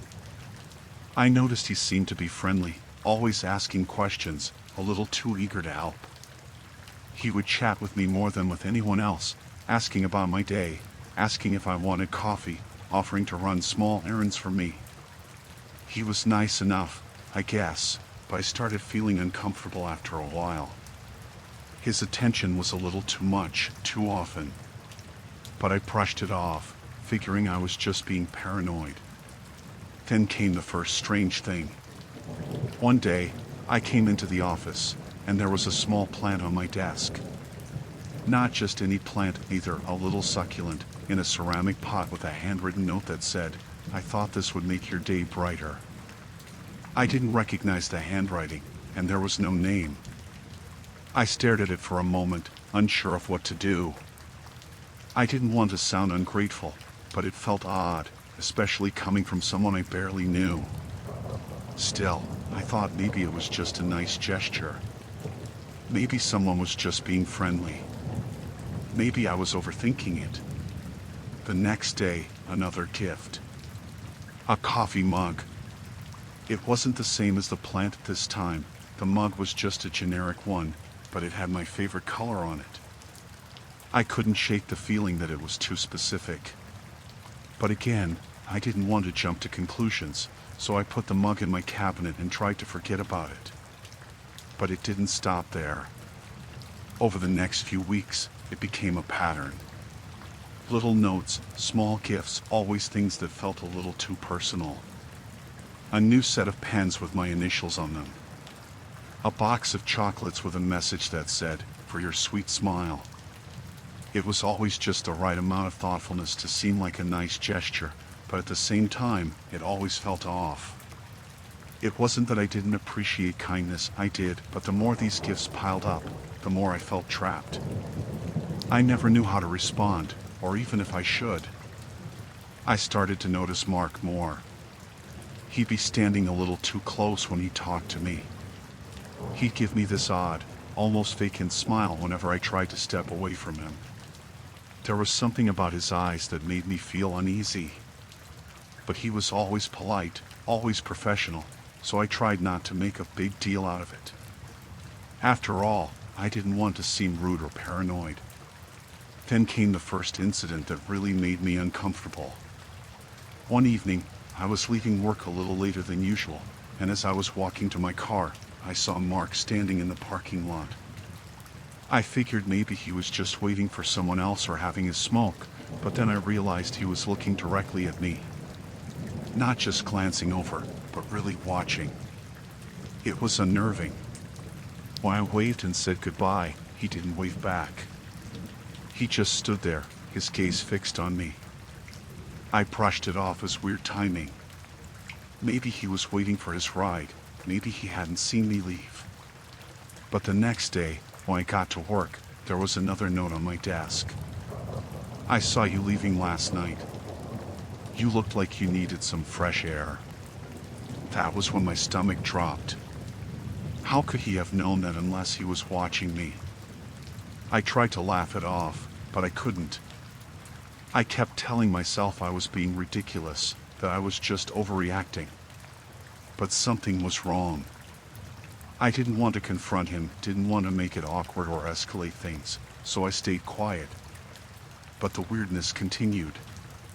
A few days later, while I was out running errands after work, I ran into him at a coffee shop.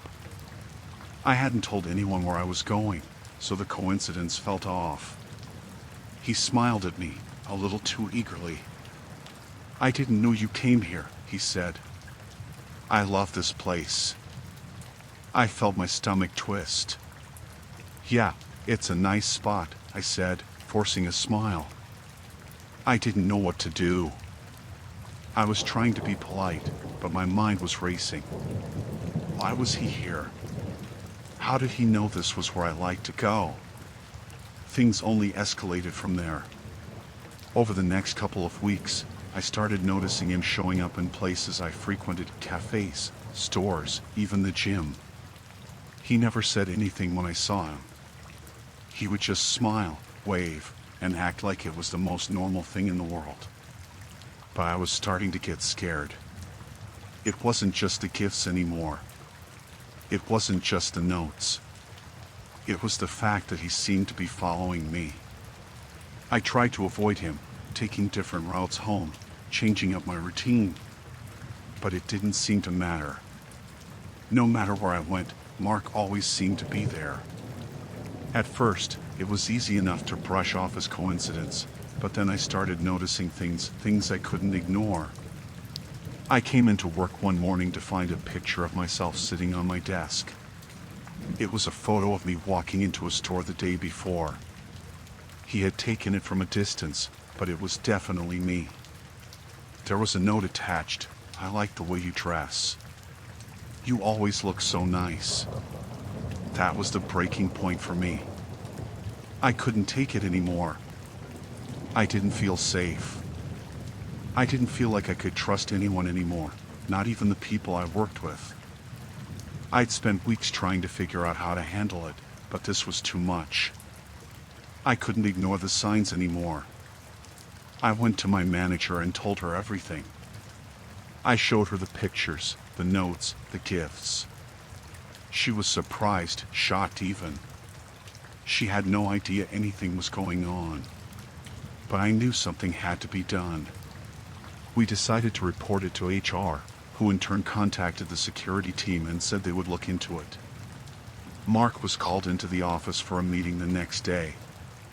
And after that, he was never seen again. No one ever said what happened. There was no explanation, no word about whether he was let go or if there were any consequences. All I know is that he was gone, and the gifts stopped. The notes stopped. But I still feel uneasy sometimes. I still wonder if he's out there, watching me. It's hard to shake that feeling. I don't know what he wanted, and I don't know why he chose me. But I know I never want to go through something like that again. I don't think anyone should ever have to.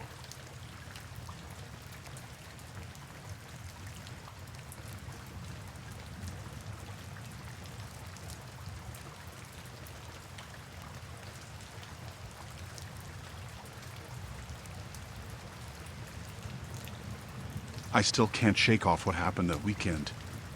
It was supposed to be a relaxing getaway, just a couple of days in the woods with a few friends, nothing special. A chance to get away from the hustle, enjoy some fresh air, and have a break from the usual grind. I'd been hiking a few times before, so I knew what to expect. But that weekend, it turned into something completely different. We drove up on Friday afternoon, just as the sun was starting to set. There were 5 of us, me, my brother James, his girlfriend Sarah, and 2 of our friends, Dan and Laura. We found a spot deep in the woods, far enough away from any major trails. It was quiet, peaceful, just how we wanted it. We set up camp, built a fire, and spent the evening talking, laughing, and drinking beers. We didn't think about much, just enjoying the moment. Saturday was pretty uneventful. We hiked, explored a bit, and spent the day relaxing by the river. We had a good dinner, played some card games, and then went to bed early because we were all exhausted from the hike. The night was quiet, the kind of peaceful silence you can only get when you're far away from city noise. We fell asleep with no problems at all. But when we woke up on Sunday morning, everything felt off. The weather was fine, but there was something in the air that made me uneasy. I couldn't put my finger on it. The others didn't seem to notice, though. We packed up our things, folded the tents, and were about ready to head back to the car. That's when things started to go wrong. We had parked the car just off the main road, about a quarter of a mile from our campsite. It was tucked into a small clearing, hidden enough that we didn't worry about it being visible from the main trail. We all made our way back down the path, talking and laughing, until we came to the clearing. That's when we saw it. The car looked fine from a distance, but as we got closer, I noticed something. The tires. Every single one of them was slashed. Flat as a pancake. And as I walked around the back, I saw the engine hood was open. My heart started to race. I looked at James, who looked just as confused as I felt. "Who the hell would do this?" he muttered, walking toward the hood. I didn't know what to say. It was just wrong. Why would anyone be out here? The place we were camping wasn't exactly easy to get to. It wasn't like someone could just casually wander by. We hadn't seen anyone else on the trails the whole time we were there. It didn't make any sense. James looked under the hood, poking around. "It's tampered with. Someone's been messing with the engine. There's no way this happened overnight." "What do you mean?" Sarah asked, her voice shaky. What do you think happened? I don't know, he said, standing up and wiping his hands on his jeans. But it's not good. I think we're stuck here. Stuck? Dan said, his voice rising. You're telling me we're stuck out here? How? We're miles from the nearest town. We can't just walk back. We all stood there, staring at the car in disbelief. I could see the panic creeping into everyone's faces. It was supposed to be a simple trip. We were supposed to drive back and enjoy the rest of the day. But now, we were stranded. And someone had clearly done this on purpose. We need to call for help, I said, trying to keep calm, even though I could feel my own nerves starting to fray. Maybe someone can come get us. Good luck with that, Laura said, holding up her phone. There's no signal out here. Remember? She was right. We hadn't had any reception since we started the hike, and now there was no way to contact anyone. It was just the five of us, stuck in the middle of nowhere. I paced around the car, trying to think. There had to be something we could do. But when I looked at the damage again, it became clear someone had deliberately destroyed the car. The tires were slashed clean through. The engine was messed with in a way that made it obvious it wasn't some random vandal. This was intentional. Someone wanted us stuck here. I felt the air grow heavier, like the forest around us was closing in. The peaceful getaway had turned into something darker. I couldn't stop thinking about the possibility of whoever had done this still being nearby, watching us, waiting. We need to figure out what to do, James said. We can't just sit here. We could try to hike out, I suggested. It's not far to the road. Maybe we can flag someone down, get a tow truck or something. But no one seemed too keen on that idea. It was starting to get late in the afternoon, and we were already exhausted from the hike the day before. None of us were in any condition to walk the distance, especially with the heavy feeling hanging over us.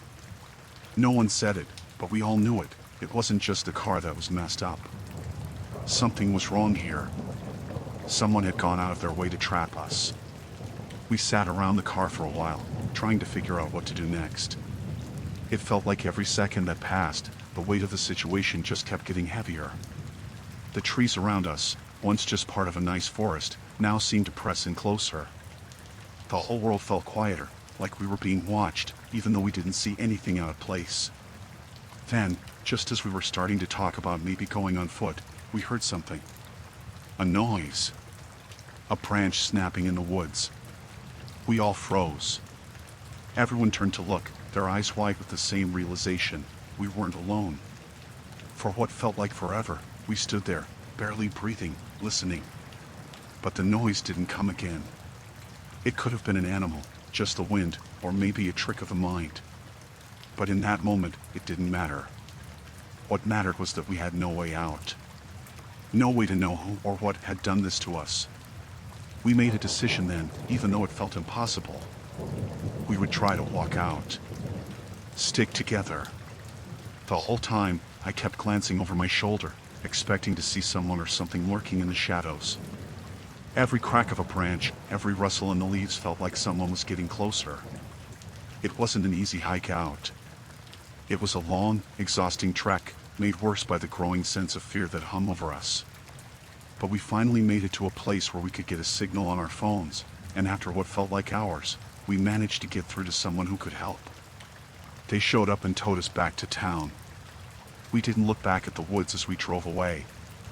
None of us said much during the ride. We were all just too shaken. To this day, I still don't know who did it, or why. But I can't shake the feeling that we were being watched the whole time. We got out safe, yes. But something about that weekend, it wasn't just the car. It was the feeling that we were never meant to leave.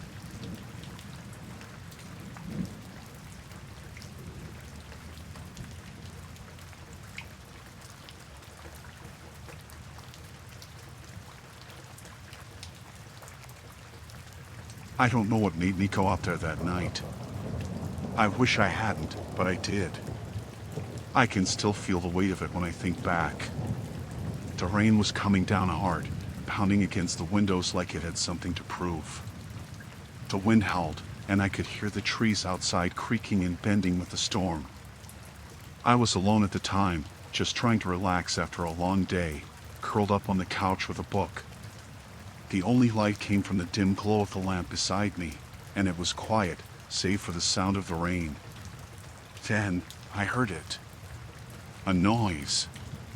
At first, I thought it was just the storm, maybe the wind making something rattle, but then I heard it again. It was faint, almost muffled, but there was no mistaking it. The sound of something scraping against the shed in my backyard. I froze. My heart skipped a beat, and for a moment, I wondered if I was imagining things. It was late, and I hadn't heard anything earlier. The shed had always been just a place to store old garden tools and things I never used, but in that moment, it seemed so much more ominous. I tried to tell myself it was just a storm, but I couldn't shake the feeling that something wasn't right. The noise came again, a scraping sound, followed by something heavier, like a footstep. It was clear now, someone or something was out there. My first instinct was to grab my phone and call the police, but I didn't. I don't know why, but something made me hesitate. Maybe it was the thought that if I made that call, I'd seem foolish. Who would be outside in this weather? Who would be in my shed? But then the idea settled in my mind. What if someone was breaking in? What if they needed help? The thought of someone being hurt, someone in distress, kept me from just running back into the house. So, against my better judgment, I grabbed a flashlight from the kitchen drawer, wrapped myself in my raincoat, and headed outside. I stepped out into the yard, my boots sinking into the soggy ground. The rain felt cold against my skin, but it didn't matter. My heart was racing in my chest. I turned on the flashlight and shined it toward the shed, my hands shaking. The beam flickered at first, but then it steadied, cutting through the darkness. The shed stood at the far end of the yard, shrouded in shadow. I couldn't see anything unusual, but I knew someone or something was out there. I took a few steps forward, the wet grass slick underfoot. I was just about to reach the door of the shed when I heard the noise again. This time, it was a thud. It made me jump, and my grip on the flashlight tightened. The door to the shed was slightly ajar, not enough for someone to get out, but enough for me to see a sliver of movement inside. I hesitated. I almost turned back, but I couldn't. I had to know what was happening. I pulled the door open, and the hinges squeaked loudly in the still night air. The shed smelled of old wood, damp and musty, and I had to squint in the dim light of my flashlight to make out anything. "Hello?" I called, trying to sound braver than I felt. "Is someone in here?" There was a moment of silence. The only sound was the rain tapping against the roof, but then, just as I thought maybe I was imagining things, I heard it. A soft, strained voice. It came from the far corner of the shed, barely above a whisper. "Help me." I froze. My heart pounded in my chest as the hairs on the back of my neck stood up. The voice was weak, but it was real. I took a cautious step forward, trying to make sense of what I was hearing. There, in the corner, I saw movement. A figure hunched down, its head bent, shoulders shuddering. I couldn't see their face, but I could tell they were sitting on the floor, almost curled up in a ball. "Who are you?" I asked, my voice trembling. "What's going on?" There was a long pause before the figure responded, but when they did, it was in a low, raspy voice that sent a shiver down my spine. "I need to stay here. Please. Don't make me leave." I stood there, staring at the shape in the corner, trying to make sense of what was going on. I had so many questions, but I didn't know how to ask them. Who was this person? How had they gotten in? Why were they hiding in my shed in the middle of a storm? What do you mean? What are you doing here? I said, my voice shaking with a mix of fear and confusion. They didn't answer right away. Instead, they shifted in place, and I heard the scrape of metal on the floor. My flashlight flickered again, and I realized they were holding something in their hand, something long and metallic. A knife, maybe? The fear that had been building inside me turned to panic. I should have run, I should have turned and left the shed, but for some reason, I didn't. I just stood there, frozen, watching as the figure straightened up. "You have to help me," they said, their voice now louder, more urgent. "I can't go back. Please. I can't go back." I had no idea who they were or what they were talking about, but I knew I couldn't stay. Something was wrong. It felt wrong. This was no stranger asking for help. This was something else, something darker. I turned to leave, my heart racing in my chest, when the figure suddenly moved toward me. They stumbled, dragging themselves across the floor. I was too slow to react, and before I knew it, they were standing in front of me, blocking the door. "You can't leave. I need you to stay," they said, their voice now frantic, desperate. I didn't have a choice. I was trapped in the small shed, the door behind me blocked. My only option was to get past them. I reached into my pocket, my fingers brushing my phone, but before I could pull it out, the figure lunged. I don't know how I did it, but I pushed them back with all my strength.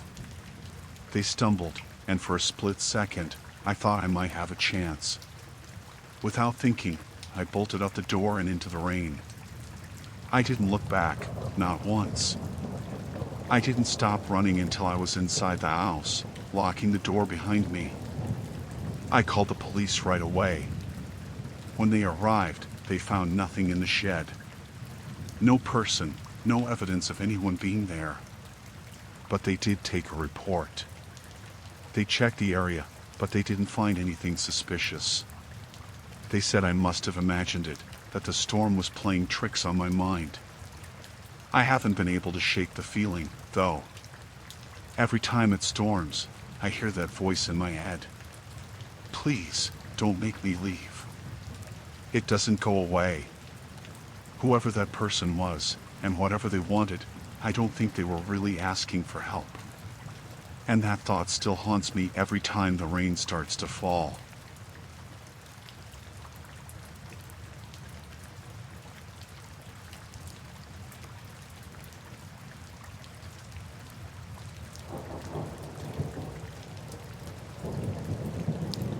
I still can't shake the feeling of unease that came over me the moment I walked into that hospital room.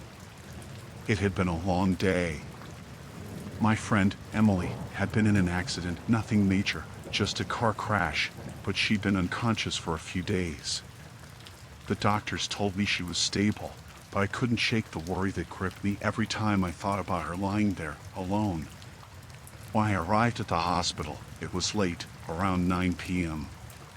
The hallways were quieter than usual, just a few people here and there, some nurses passing by, a doctor with a tired look in his eyes. I checked in at the front desk, and the nurse directed me to Emily's room. She was on the 3rd floor, down at the end of the hall, in room 312. I walked toward the room, feeling that familiar mix of worry and hope. When I got to the door, I knocked lightly, just in case Emily was awake. I wasn't sure what I'd do if she was, considering she was still mostly unconscious, but I felt better doing it anyway. I heard a soft voice from inside, "Come in."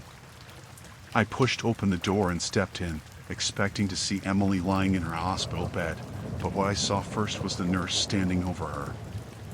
At first, I didn't think anything of it. I was tired, and it had been a long drive, so I wasn't fully alert. But as soon as I saw the nurse, something about her made my stomach twist. She was too still, almost unnaturally so, and she didn't seem to notice me walking in. The woman was tall, dressed in the standard blue scrubs, but she wasn't moving the way a nurse should. She was standing over Emily's bed, watching her closely, her hands hovering just above Emily's body like she was waiting for something. It struck me as strange, but I figured she was just doing her job. I cleared my throat, trying to get her attention. "Excuse me, I'm here to see my friend." The woman didn't react immediately. She only turned her head toward me slowly, like I had startled her. When she did, her face was calm, too calm. She gave me a small smile, but there was something off about it. "Oh, I didn't hear you come in. You must be her friend. I'm just making sure she's comfortable." I nodded, feeling an odd shiver creep up my spine. "Thanks for looking after her. I've been so worried." She nodded in return, but her gaze didn't leave me. It was almost as though she was studying me, like she was trying to decide whether or not she should trust me. The smile was still there, but it didn't reach her eyes. Something about those eyes, something cold, made me feel like I didn't belong in the room. "Is she doing okay?" I asked, trying to keep my voice steady. "She's fine," the nurse said, her voice a little too smooth. "We've been keeping an eye on her. She's resting." I glanced at Emily in the bed. She looked peaceful, but there was something about her stillness that bothered me. Maybe it was just the drugs, but it felt unnatural, too quiet, too still for someone recovering from an accident. I couldn't put my finger on it, but I felt like something wasn't right. The nurse had moved a little closer to Emily as I stood there, and I noticed that she had her hand on Emily's wrist. A little too firm for a nurse, I thought. Nurses are usually gentle when they check vitals or when they make sure a patient's comfortable. But this woman's hand was too tight. I took a small step forward. "Are you sure everything is okay with her?" The nurse didn't answer right away. Instead, she turned her gaze back to Emily, her fingers still pressing down hard on Emily's wrist. "She's just fine," she said, her voice taking on a slight edge now, a subtle change that didn't quite match her calm demeanor. "You should go sit down. Let her rest." I was beginning to feel uncomfortable, but I didn't want to make a scene. I moved toward the chair by the window, keeping my eyes on the nurse. As I sat down, I glanced back toward Emily. That's when I noticed something that made my blood run cold. There was a small, thin line of blood near Emily's mouth. I wasn't sure if it was new or if it had been there for a while, but it didn't seem right. I had been here earlier in the day, and I was sure I hadn't seen it then. I looked back at the nurse, who was now busy adjusting the foreline near Emily's arm. I wanted to ask what had happened, but something in the back of my mind told me to be careful. I wasn't sure what was going on, but I didn't like it. I stood up from the chair, my legs a little shaky now, and I approached the bed slowly. "I'm going to check on her," I said. The nurse's expression hardened. "I told you she's fine," she said in a low voice, her words clipped, as if warning me. I ignored her and leaned closer to Emily, gently brushing her hair back from her face. Her skin felt cold, colder than it should. And then I saw it, the faint bruise on her neck, right beneath her jaw. It was barely noticeable, but it was there. A bruise like that couldn't happen from just the accident, not unless something else had happened. I pulled back, suddenly terrified, and when I looked up, I saw the nurse was no longer by the force stand. She was standing directly behind me now, so close that I could feel her breath on my neck. "What are you doing?" she asked, her voice just a little too low. I turned to face her, my heart pounding. "I think you need to leave," I said, the words coming out more forcefully than I meant. The nurse didn't flinch. She just stared at me, her eyes colder than before. "You're mistaken," she said, her voice calm again, but now I could hear something else in it. Something dark. "You don't need to worry about her. You just need to leave." I backed up toward the door, my eyes never leaving hers. I don't know what I thought I'd do if she didn't let me leave. But the moment I reached the door, I swung it open and hurried out into the hallway, looking for a nurse or doctor, anyone who might be able to help. I didn't stop. I just ran down the hall toward the nurse's station, where I found a woman sitting at a desk, looking through papers. "I need help," I gasped. "The nurse in room 312, she's not who she says she is." The woman looked confused, but she stood up and followed me back to the room, where we found no one. The bed was empty. Emily was gone. There were no signs of the nurse either. They found Emily later in another part of the hospital. She was unconscious again, and the doctor said she'd been sedated. They didn't know how she'd gotten out of her bed, but they did know she wasn't supposed to have been moved without supervision. I never saw that nurse again. They checked the hospital records, but there was no sign of anyone by her name or description working there. I don't know what happened in that room, but I'm sure I wasn't mistaken. I know what I saw. I just don't know how close I came to something worse happening.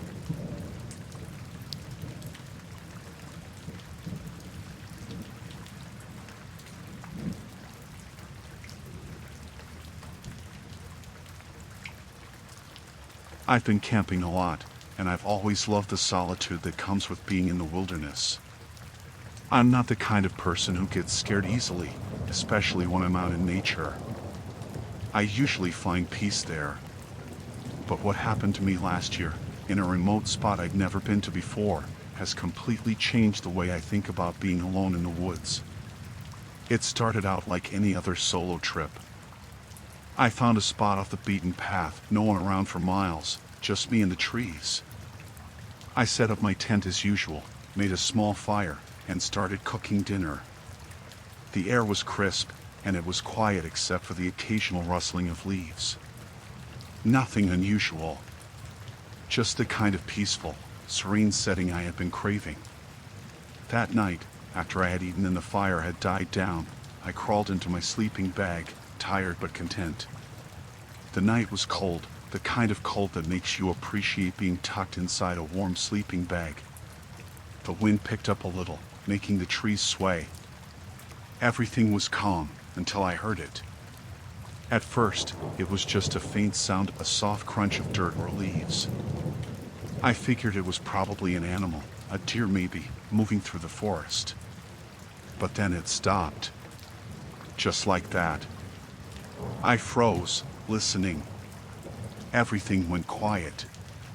A few minutes passed, and I tried to settle back down, thinking it was nothing. But then I heard it again. The crunching sound, this time louder.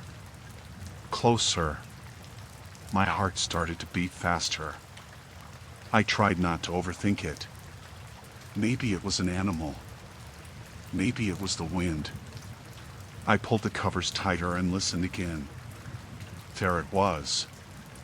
Footsteps. No animal would make that kind of sound. These were heavy, deliberate steps.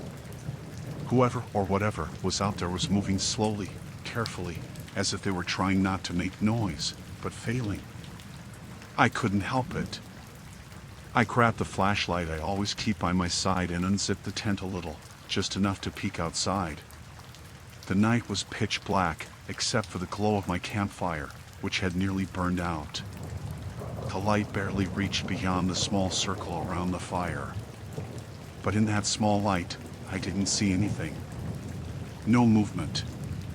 No figure. Just shadows. I waited a few more minutes, trying to convince myself it was nothing. Probably just a raccoon or some other animal. But the footsteps started again. Only this time, they were closer. A lot closer. I could hear them clearly, and they weren't moving like an animal. It was human, or at least, something walking like a human. My breath caught in my throat. I knew I had to do something. I grabbed my knife for protection and unzipped the tent fully, stepping outside, shining my flashlight in every direction. The air was still and cold. The footsteps stopped as soon as I was outside, but I couldn't see anyone. No movement. I checked the surrounding trees, the shadows, but everything was still. My heart was pounding in my chest. I stood there for a long moment, listening. The only sounds I could hear were the wind and the occasional crackling from my campfire. There was no one. I started to think I was just imagining things. I was alone. I knew I was alone. But then, just as I was about to go back into the tent, I heard it again. This time, it was behind me. The hairs on the back of my neck stood up. I spun around, but there was nothing there. The footsteps stopped again, and I felt that strange, uneasy silence surrounding me. My instincts were telling me to stay calm, but I was scared. I don't scare easily, but that night, alone in the dark, I felt like something wasn't right.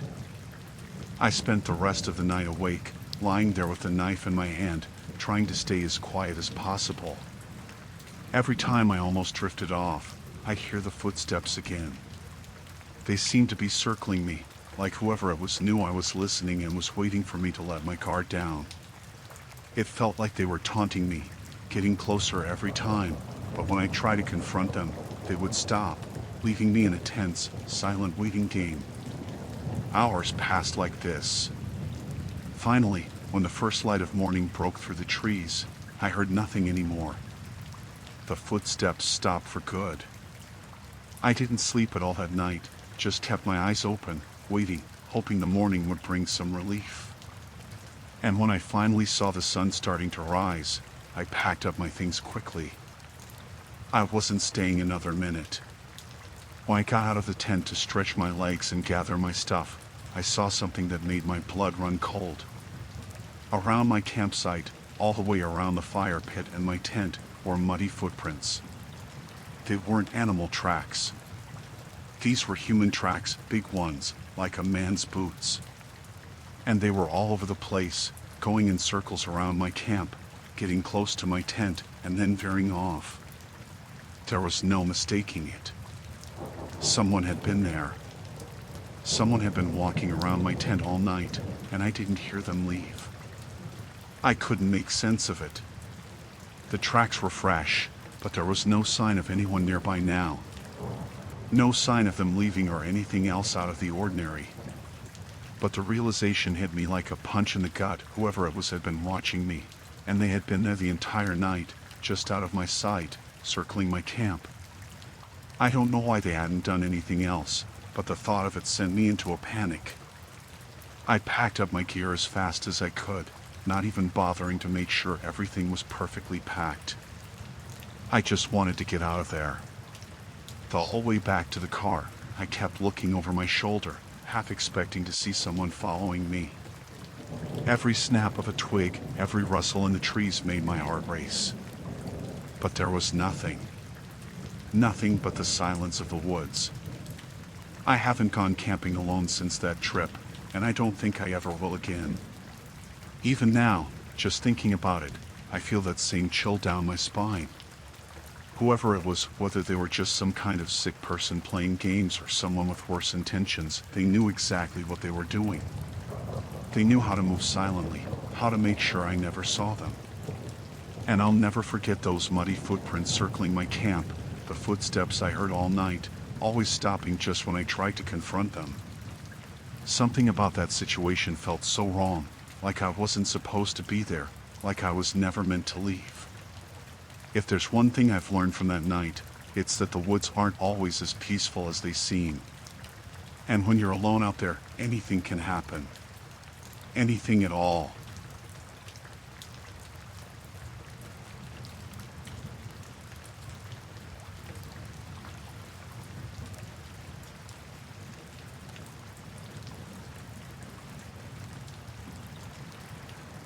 I had just finished a long day at work and was looking forward to getting home. The train schedule was messed up again, so I decided to get a rideshare instead. I pulled up my app, entered my destination, and ordered the ride. I was tired and didn't think much about it. The car showed up fairly quickly, and I got in. The driver didn't say much when I hopped in, just nodded and started driving. I sat back and opened my phone to catch up on some messages. The car seemed to be moving in the right direction at first. But after a few turns, I started to feel like we weren't heading toward my neighborhood anymore. I looked up. The streetlights were becoming sparse, and the roads were getting quieter.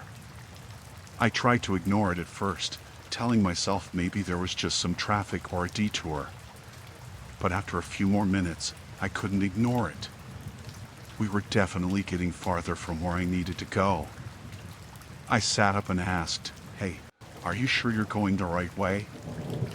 I tried to sound casual, but I could hear the edge in my voice. The driver didn't respond right away. He kept his eyes on the road, hands firmly gripping the wheel. The streetlights were now almost non-existent, and I could barely see anything outside the window. It felt like we were driving through some industrial area. "Hey," I said again, this time a little louder. "Where are we going?" "You're not going the right way." The driver glanced in the rearview mirror but didn't speak. That's when I started to feel a knot forming in my stomach. I pressed the button to unlock the door, planning to get out. But when I reached for the handle, I realized the child lock was on. I tried to stay calm, but the car was now on a deserted road, with only a few faint lights off in the distance. I was pretty sure we were nowhere near my place. I started to feel panic creeping in. "Pull over. I don't want to go any farther. Stop the car right now." The driver didn't answer. He just kept driving, his expression never changing. It was like he didn't hear me at all. I was starting to feel trapped. I looked at my phone.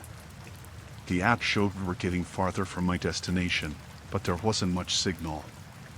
The screen kept freezing, and the map was taking forever to load. I tried to call the ride service, but the call wouldn't go through. "Can you just stop?" I said, trying to keep my voice steady. "I'm serious. I don't feel comfortable. Pull over now." Still nothing. I glanced over at the driver. He was wearing some kind of uniform, but I didn't recognize it. His face was expressionless. I couldn't tell if he was trying to look calm or if he was just blank. I started feeling that gut-wrenching sense of something being terribly wrong. I quickly scanned the area outside the window again. There were no cars around. No signs of life. I wasn't even sure which direction we were going at this point. I reached for my phone again and tried to message someone, but it was useless. The signal was completely gone. I couldn't take it anymore. I unbuckled my seatbelt and pushed hard on the door handle, but it didn't budge. I tried to pull the handle again, even harder, but it was useless. The door was locked. My heart started racing. My head was spinning. I felt trapped, and every time I looked at the driver, he wouldn't even acknowledge me. It was like I wasn't even there. I took a deep breath and told myself not to panic. I had to figure this out. I looked around the car, trying to think of something, anything that might give me a clue about what was happening. There was nothing. No signs, no help, no way out. I turned to the driver again. "Stop the car," I said, my voice trembling now. "Please, stop the car." The driver didn't even glance at me this time. He just kept his eyes forward, his expression cold. I had to do something, or I was never going to get out of here. In a split second, I made up my mind. I reached for the door handle again, but this time, I did something different. I grabbed the sleeve of my jacket and used it to protect my hand. I yanked the handle with everything I had. This time, it gave. The door popped open. Before the car could slow down, I didn't think twice. I just shoved myself out of the seat and pushed myself out of the moving car. My legs hit the ground hard, and I stumbled but kept moving. I had no idea where I was, but I didn't care. I ran as fast as I could, looking over my shoulder every few seconds. The car didn't stop. I could hear it speeding off into the distance, and I didn't look back. I don't remember how long I ran for, but I finally made it to a lit street. There were a few houses nearby. I knocked on the first door I saw, and luckily, the person inside was kind enough to let me use their phone. I called for another ride, explained what had happened, and waited for help. I don't know what would have happened if I hadn't been able to get out of that car. I still don't know who the driver was or what his intentions were. I don't want to think about it. But I'll never forget the way he ignored me, the way he didn't even acknowledge my presence. It felt like I was invisible to him, and that's what scared me the most. I still take rideshares, but I'm a lot more careful now. I never take anything for granted. And I always check that my door is unlocked. Always.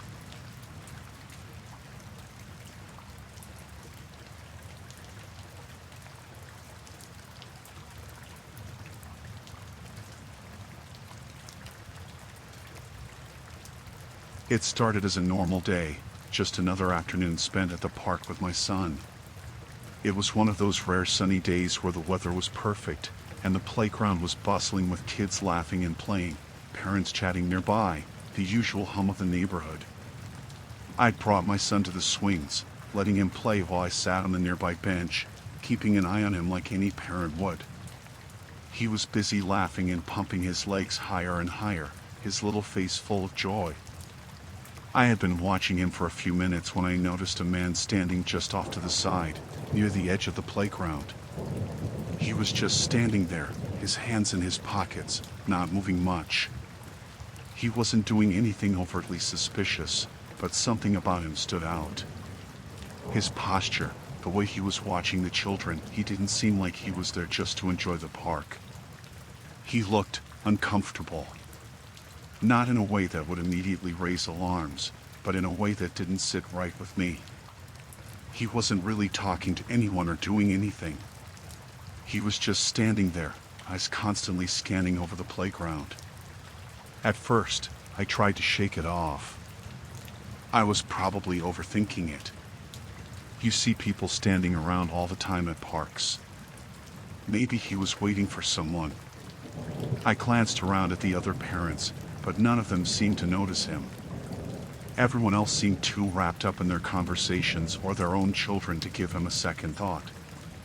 But the longer I watched him, the more uneasy I became. He never moved from that spot. And every now and then, his eyes would linger just a little too long on the children playing nearby.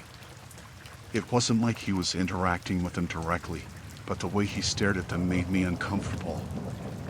I couldn't shake the feeling that something wasn't quite right. I told myself to just focus on my son and ignore the man. But then I saw him glance over at me. It was quick, but our eyes met, and he immediately looked away. That was the moment that made me decide I couldn't just sit there anymore. I stood up, casually walking over to the swings where my son was still happily playing. As I got closer, I saw the man's posture shift. He didn't look like he was just waiting for a friend's child anymore. He looked almost nervous. His eyes flicked back to the playground, scanning the area once more. I don't know what made me do it, but I walked over to him. I felt like I had to say something. It didn't seem right to let him just stand there, watching everyone without explanation. "Hey," I said, my voice steady but firm. "Are you looking for someone?" He didn't seem startled, just turned slightly toward me, still standing with his hands in his pockets. He had an odd look on his face, like he was caught off guard but wasn't sure how to react. Yeah," he replied after a moment. "I'm waiting for a friend's kid." I raised an eyebrow. "Which one?" He hesitated, and for a brief second, I thought he was going to backpedal. Then he said, "Oh, it's that one." He pointed vaguely toward a group of children who were playing near the jungle gym. But the thing was, I knew all the kids in that area, either by name or by sight. They were all familiar faces from the neighborhood, and none of them seemed to have an unfamiliar adult standing near them. I gave him a skeptical look. Which one exactly? I asked again, this time more insistently. He looked uncomfortable but still kept his calm demeanor. Ah, you know, the one in the red jacket. I'm just waiting for her. I turned my attention to the kids nearby. None of them wore a red jacket, and none of them were being watched by an unfamiliar man. I looked back at him, and that was when the sinking feeling in my stomach grew deeper. I don't know how to explain it, but it felt like he was lying. Or at least, he wasn't being totally upfront. You're waiting for a child you don't know? I asked, trying to keep my voice even. Is this a friend's child? He gave a small, awkward chuckle, almost as if I'd said something funny. Yeah. Just a friend's kid, he replied again, a little too quickly. Now, something felt wrong. It didn't add up.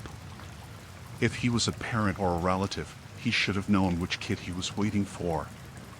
He should have had a reason to be there, something more concrete than a vague claim of waiting for someone's child.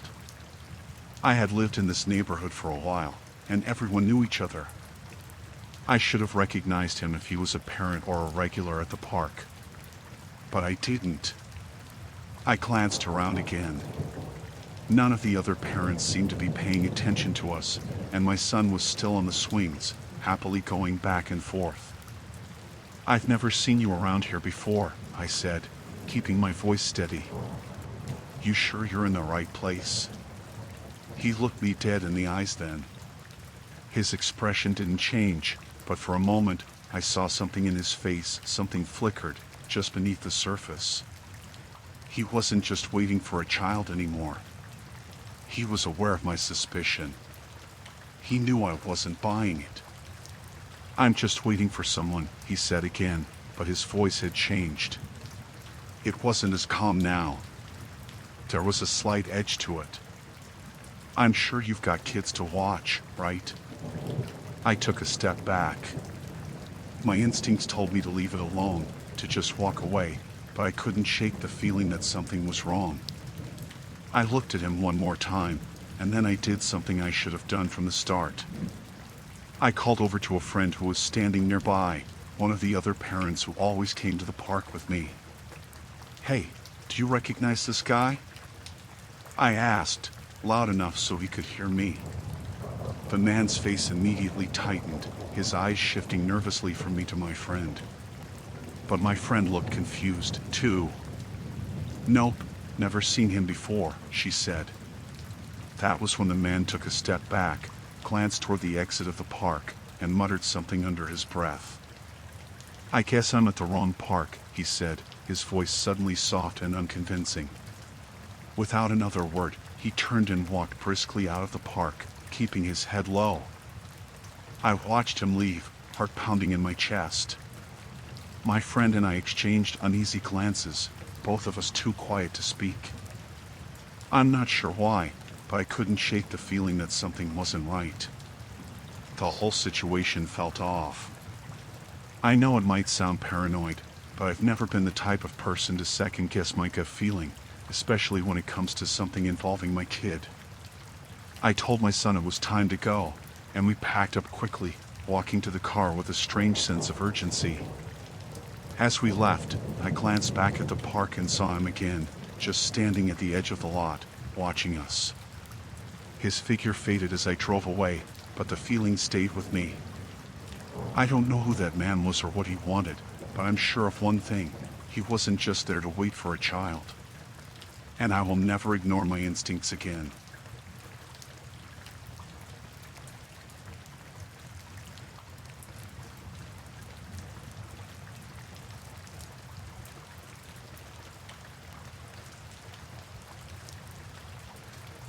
This happened to me a few weeks ago. It was a regular Monday morning, and I was heading to work. The subway was packed, like it always is, but it was more crowded than usual. I had to squeeze into a corner, next to the doors, and I didn't think much of it at first. People are always on their phones, looking down, avoiding eye contact. So, I did the same, scrolling through my messages, trying to wake myself up. I had only been on the train for a few minutes when I started to feel off. It wasn't anything obvious at first. You know that feeling when you think someone's staring at you, but you're not sure? Well, that's how it started. I kept glancing around, trying to figure out if anyone was paying attention to me. I didn't see anything that looked out of place. Until I looked up and saw him. He was standing across from me, near the middle of the car, just staring. He was an older guy, maybe in his late 40s or early 50s, with scruffy hair and worn-out clothes, like he hadn't really cared about how he looked in a while. He was standing still, holding onto the pole with one hand, but his eyes never left me. I tried to ignore him at first. It wasn't unusual for people to glance at others on the subway, but this was different. His gaze felt like it was on me, sticking to me. I shifted uncomfortably, trying to focus on my phone again. I thought, it's probably nothing. But I couldn't shake the feeling that something wasn't right. I tried to look out of the corner of my eye to see if anyone else was noticing this guy, but no one was. Everyone else was either asleep or glued to their phones. He was still staring, and it made my skin crawl. I kept my eyes down, pretending like I didn't notice, but every now and then I would catch him looking, his eyes unblinking. My heart started to race. I thought, okay, I need to move. Just get off at the next stop and switch cars. That'll be fine. When the train pulled into the next station, I quickly made my way toward the door. The whole time, I felt like he was still watching me, like his eyes were following me. I didn't want to look back to confirm it, but I could feel the tension in the air. I stepped off the train and waited for the doors to close before I moved to the next car. The moment I stepped into the new car, I felt the same uneasy feeling. I don't know why I thought it would be different, but there he was right across from me again, staring. I froze for a moment, my mind racing. How did he get here so fast? Did he follow me? I glanced around, hoping for someone else to notice, but again, no one was paying attention. They were all just lost in their own world, completely unaware of what was happening. I wanted to go up to the conductor, ask them to call the police, but it felt like such an extreme move for something I wasn't sure about. It could just be my imagination, right? But I couldn't shake the feeling of his eyes. The closer I looked, the more unsettling his stare became. He wasn't just looking at me casually. It was like he was studying me. I tried to play it cool, turning my body away slightly, pretending like I was reading my phone, but the weight of his gaze didn't go away. I glanced up at the reflection in the subway window. He was still watching. I felt like I couldn't breathe, my chest tight with fear. He took a step closer. At first, I thought it was just a movement of the train, that he was shifting to find a better spot to hold on to, but then he did it again. And again. Each time, he closed the distance between us. Every time I tried to look away or turn my head, he would keep adjusting his position to match me. It was like he was trying to get closer, without actually saying anything. No words, no excuse. Just closing in. My anxiety spiked. My heart was pounding in my chest. I felt trapped. The train was moving along, but I didn't know where the next stop was. I didn't want to get off at some random station, not with him following me. I couldn't even tell if I was overreacting or if this was real. But deep down, I knew something wasn't right. I tried to ignore him, but it was impossible. I felt his presence like it was a physical weight on my body. Then, right as the train began to slow down for the next station, I saw him move toward me. He was close enough now that I could smell him, a mix of sweat and something else, something unfamiliar. My instinct kicked in. This was not just some guy who was standing too close.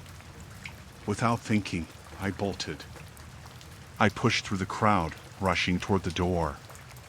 The next stop was coming up, and I had to get off before I lost my chance. I heard his footsteps behind me, fast but quiet, like he was trying to keep up. I wasn't sure if he was going to follow me off the train, but I wasn't going to stick around to find out. My hands were shaking as I reached the door. I could hear him getting closer, but I didn't look back. I didn't want to know what he would do. The moment the train stopped and the doors opened, I was out. I pushed through the crowd of people waiting to board, trying to look calm, but my heart was racing. I kept walking, moving as fast as I could without running. I didn't stop until I reached the staircase that led out of the station. I didn't see him follow me. I didn't look back. When I got out onto the street, I felt the cold air on my face, and I could finally breathe again. I felt like I had narrowly escaped something, but I didn't know what. Maybe he was just some guy who didn't know boundaries. Maybe it was nothing, but I couldn't shake that feeling. I never saw him again, but I still take the subway every day, and every time I get on, I can't help but look over my shoulder.